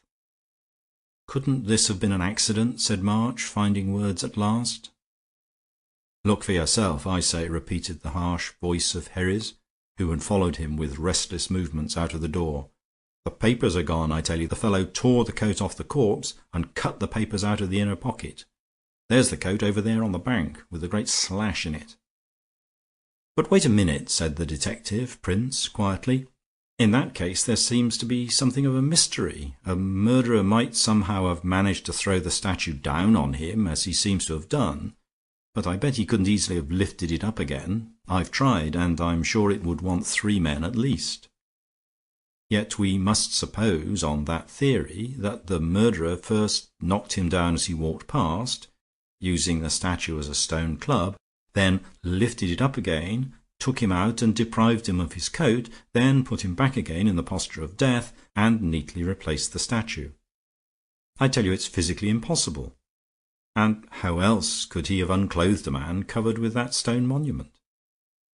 It's worse than the conjurer's trick when a man shuffles a coat off with his wrists tied." "Could he have thrown down the statue after he'd stripped the corpse?" asked March. "And why?" asked Prince sharply. "If he'd killed this man and got his papers, he'd be away like the wind. He wouldn't potter about in a garden excavating pedestals of statues. Besides, hello, who's that up there?" High on the ridge above them, drawn in dark thin lines against the sky, was a figure looking so long and lean as to be almost spidery. The dark silhouette of the head showed 2 small tufts like horns, and they could almost have sworn that the horns moved. "Archer!" shouted Herries with sudden passion, and called to him with curses to come down. The figure drew back at the first cry with an agitated movement so abrupt as almost to be called an antic. The next moment the man seemed to reconsider and collect himself, and began to come down the zigzag garden path, but with obvious reluctance, his feet falling in slower and slower rhythm. Through March's mind were throbbing the phrases that this man himself had used, about going mad in the middle of the night and wrecking the stone figure. Just so, he could fancy the maniac who had done such a thing might climb the crest of the hill in that feverish dancing fashion and look down on the wreck he had made. But the wreck he had made here was not only a wreck of stone. When the man emerged at last onto the garden path, with the full light on his face and figure, he was walking slowly indeed, but easily, and with no appearance of fear. "This is a terrible thing," he said. "I saw it from above. I was taking a stroll along the ridge." "Do you mean that you saw the murder?" demanded March. "Or the accident, I mean. Did you see the statue fall?" "No," said Archer. "I mean I saw the statue fallen." Prince seemed to be paying but little attention. His eye was riveted on an object lying on the path a yard or two from the corpse. It seemed to be a rusty iron bar, bent crooked at one end. "One thing I don't understand," he said, "is all this blood. The poor fellow's skull isn't smashed. Most likely his neck is broken. But blood seems to have spouted as if all his arteries were severed. I was wondering if some other instrument, that iron thing, for instance. But I don't see that even that is sharp enough. I suppose nobody knows what it is." "I know what it is," said Archer, in his deep but somewhat shaky voice. "I've seen it in my nightmares. It was the iron clamp or prop on the pedestal. Stuck on to keep the wretched image upright when it began to wobble, I suppose. Anyhow, it was always stuck in the stonework there, and I suppose it came out when the thing collapsed." Dr. Prince nodded, but he continued to look down at the pools of blood and the bar of iron. "I'm certain there's something more underneath all this," he said at last. "Perhaps something more underneath the statue. I have a huge sort of hunch that there is. We're 4 men now, and between us we can lift that great tombstone there." They all bent their strength to the business. There was a silence, save for heavy breathing, and then, after an instant of the tottering and staggering of 8 legs, the great carven column of rock was rolled away, and the body lying in its shirt and trousers was fully revealed. The spectacles of Dr. Prince seemed almost to enlarge with a restrained radiance, like great eyes, for other things were revealed also. One was that the unfortunate Hewitt had a deep gash across the jugular, which the triumphant doctor instantly identified as having been made with a sharp steel edge like a razor. The other was that immediately under the bank lay littered 3 shining scraps of steel, each nearly a foot long, one pointed and another fitted into a gorgeously jewelled hilt or handle. It was evidently a sort of long oriental knife, long enough to be called a sword, but with a curious wavy edge, and there was a touch or two of blood on the point. "I should have expected more blood, hardly on the point," observed Dr. Prince thoughtfully, "but this is certainly the instrument. The slash was certainly made with a weapon shaped like this, and probably the slashing of the pocket as well. I suppose the brute threw in the statue by way of giving him a public funeral." March did not answer. He was mesmerized by the strange stones that glittered on the strange sword hilt, and their possible significance was broadening upon him like a dreadful dawn. It was a curious Asiatic weapon. He knew what name was connected in his memory with curious Asiatic weapons. Lord James spoke his secret thought for him, and yet it startled him like an irrelevance. "Where is the Prime Minister?" Herries had cried suddenly, and somehow like the bark of a dog at some discovery. Dr. Prince turned on him his goggles and his grim face, and it was grimmer than ever. "I cannot find him anywhere," he said. "I looked for him at once, as soon as I found the papers were gone. That servant of yours, Campbell, made a most efficient search, but there are no traces." There was a long silence, at the end of which Herries uttered another cry, but upon an entirely new note.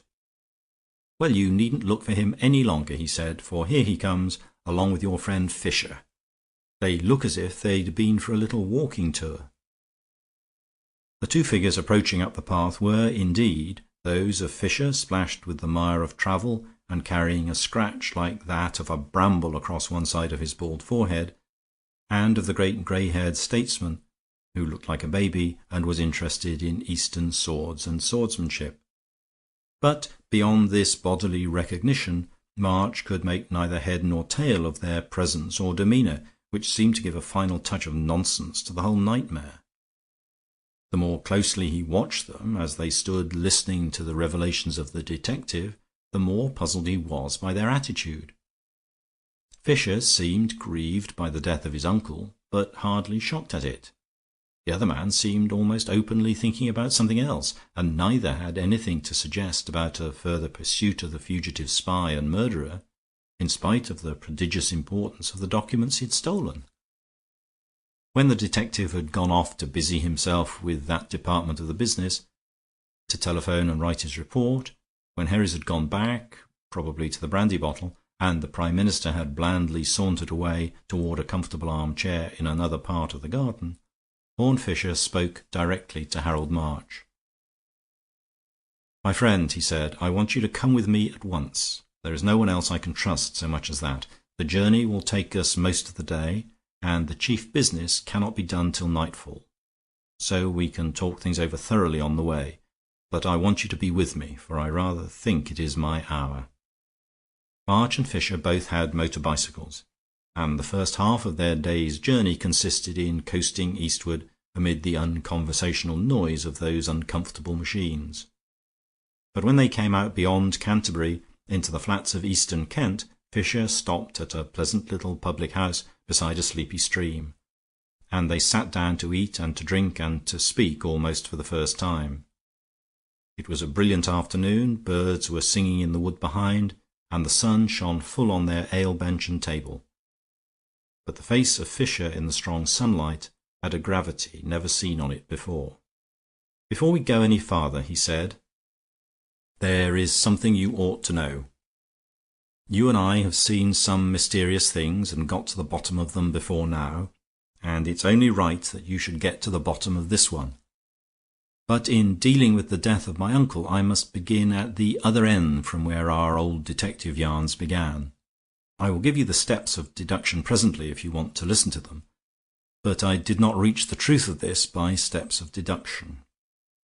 I will first of all tell you the truth itself, because I knew the truth from the first. The other cases I approached from the outside, but in this case I was inside. I myself was the very core and centre of everything." Something in the speaker's pendant eyelids and grave grey eyes suddenly shook March to his foundations, and he cried distractedly, "I don't understand," as men do when they fear that they do understand. There was no sound for a space but the happy chatter of the birds, and then Horne Fisher said calmly, "It was I who killed my uncle. If you particularly want more, it was I who stole the state papers from him." "Fisher!" cried his friend in a strangled voice. "Let me tell you the whole thing before we part," continued the other, "and let me put it, for the sake of clearness, as we used to put our old problems.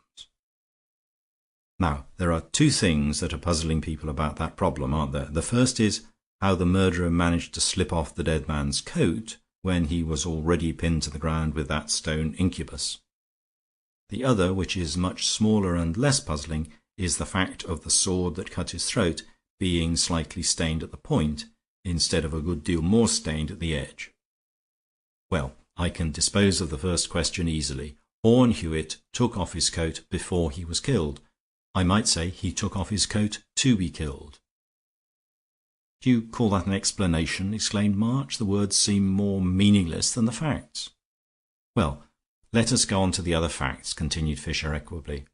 "The reason that particular sword is not stained at the edge with Hewitt's blood is that it was not used to kill Hewitt." "But the doctor," protested March, "declared distinctly that the wound was made by that particular sword." "I beg your pardon," replied Fisher. "He did not declare that it was made by that particular sword. He declared it was made by a sword of that particular pattern." "But it was quite a queer and exceptional pattern," argued March. "Surely it is far too fantastic a coincidence to imagine—" "It was a fantastic coincidence," reflected Horne Fisher. "It's extraordinary what coincidences do sometimes occur. By the oddest chance in the world, by one chance in a million, it so happened that another sword of exactly the same shape was in the same garden at the same time. It may be partly explained by the fact that I brought them both into the garden myself. Come, my dear fellow, surely you can see now what it means. Put those two things together. There are two duplicate swords, and he took off his coat for himself. It may assist your speculations to recall the fact that I am not exactly an assassin." "A duel!" exclaimed March, recovering himself. "Of course, I ought to have thought of that. But who was the spy who stole the papers?" "My uncle was the spy who stole the papers," replied Fisher, "or who tried to steal the papers when I stopped him, in the only way I could. The papers that should have gone west to reassure our friends and give them the plans for repelling the invasion would in a few hours have been in the hands of the invader. What could I do? To have denounced one of our friends at this moment would have been to play into the hands of your friend Attwood, and all the party of panic and slavery.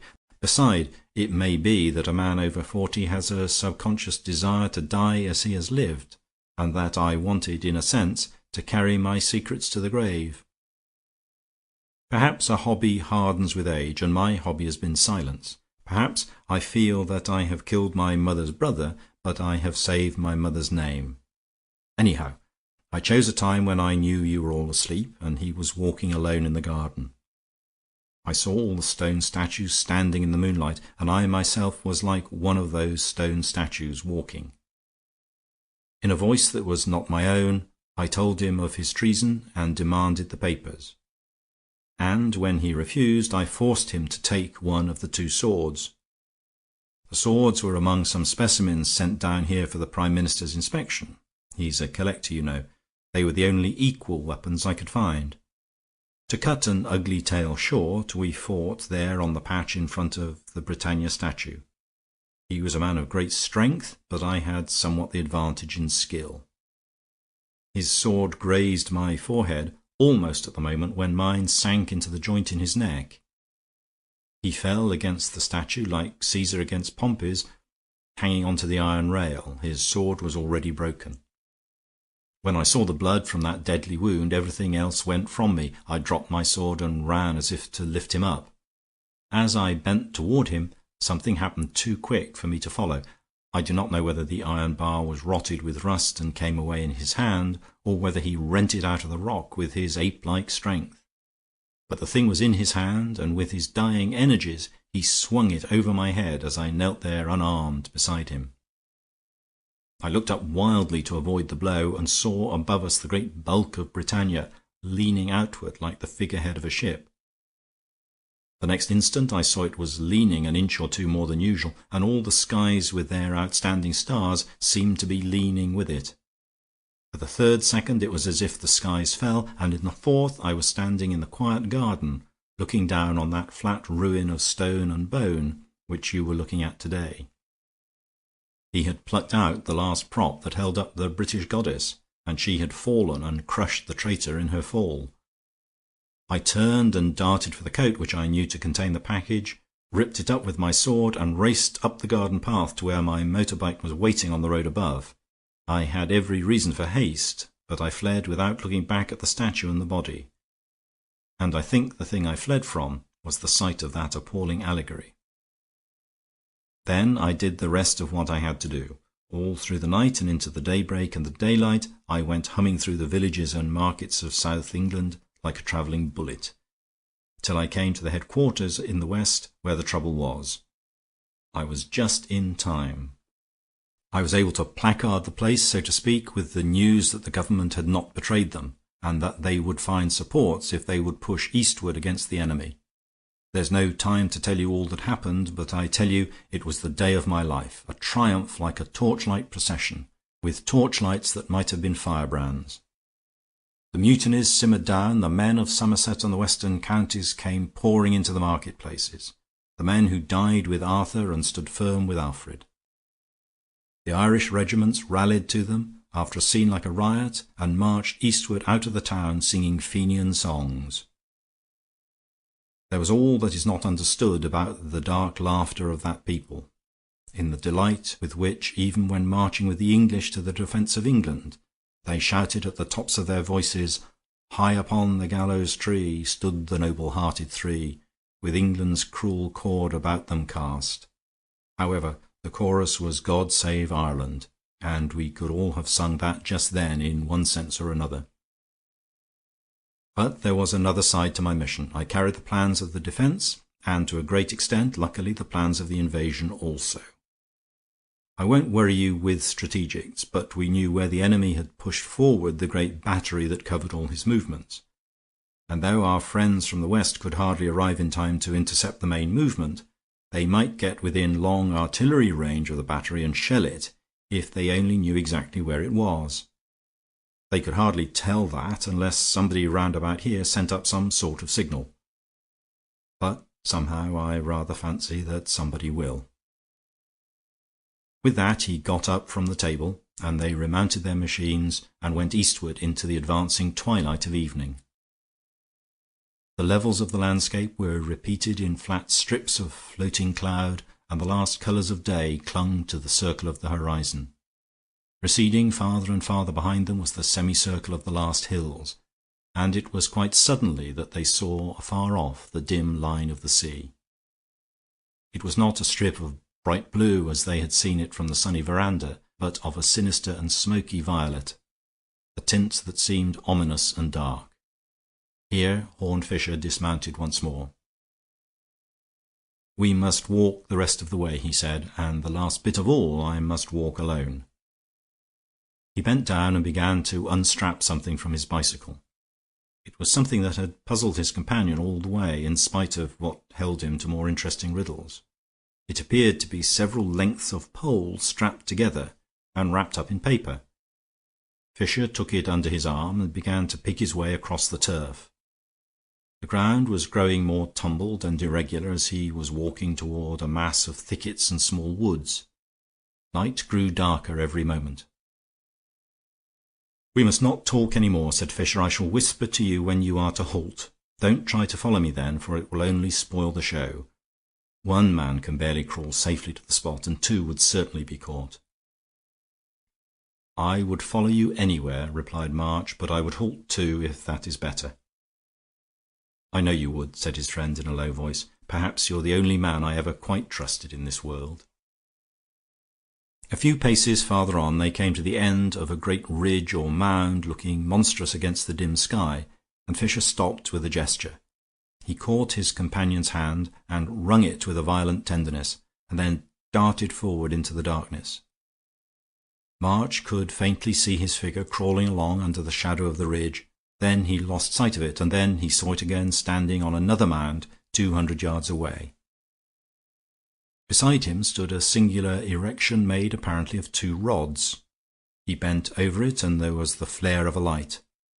All March's schoolboy memories woke in him, and he knew what it was. It was the stand of a rocket.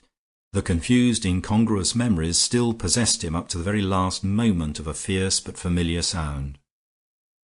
And an instant after, the rocket left its perch and went up into endless space like a starry arrow aimed at the stars. March thought suddenly of the signs of the last days, and he knew he was looking at the apocalyptic meteor of something like a day of judgment. Far up in the infinite heavens the rocket drooped and sprang into scarlet stars. For a moment the whole landscape out to the sea and back to the crescent of the wooded hills was like a lake of ruby light, of a red strangely rich and glorious, as if the world were steeped in wine rather than blood, or the earth were an earthly paradise over which paused forever the sanguine moment of morning. "God save England," cried Fisher, with a tongue like the peal of a trumpet. "And now it is for God to save." As darkness sank over land and sea, there came another sound. Far away in the passes of the hills behind them, the guns spoke like the baying of great hounds. Something that was not a rocket, that came not hissing but screaming, went over Harold March's head and expanded beyond the mound into light and deafening din, staggering the brain with unbearable brutalities of noise. Another came, and then another, and the world was full of uproar and volcanic vapor and chaotic light. The artillery of the West Country and the Irish had located the great enemy battery and were pounding it to pieces. In the mad excitement of that moment March peered through the storm, looking again for the long, lean figure that stood beside the stand of the rocket. Then another flash lit up the whole ridge. The figure was not there. Before the fires of the rocket had faded from the sky, long before the first gun had sounded from the distant hills, a splutter of rifle fire had flashed and flickered all around from the hidden trenches of the enemy. Something lay in the shadow at the foot of the ridge, as stiff as the stick of the fallen rocket. And the man who knew too much knew what is worth knowing. End of chapter, and end of The Man Who Knew Too Much.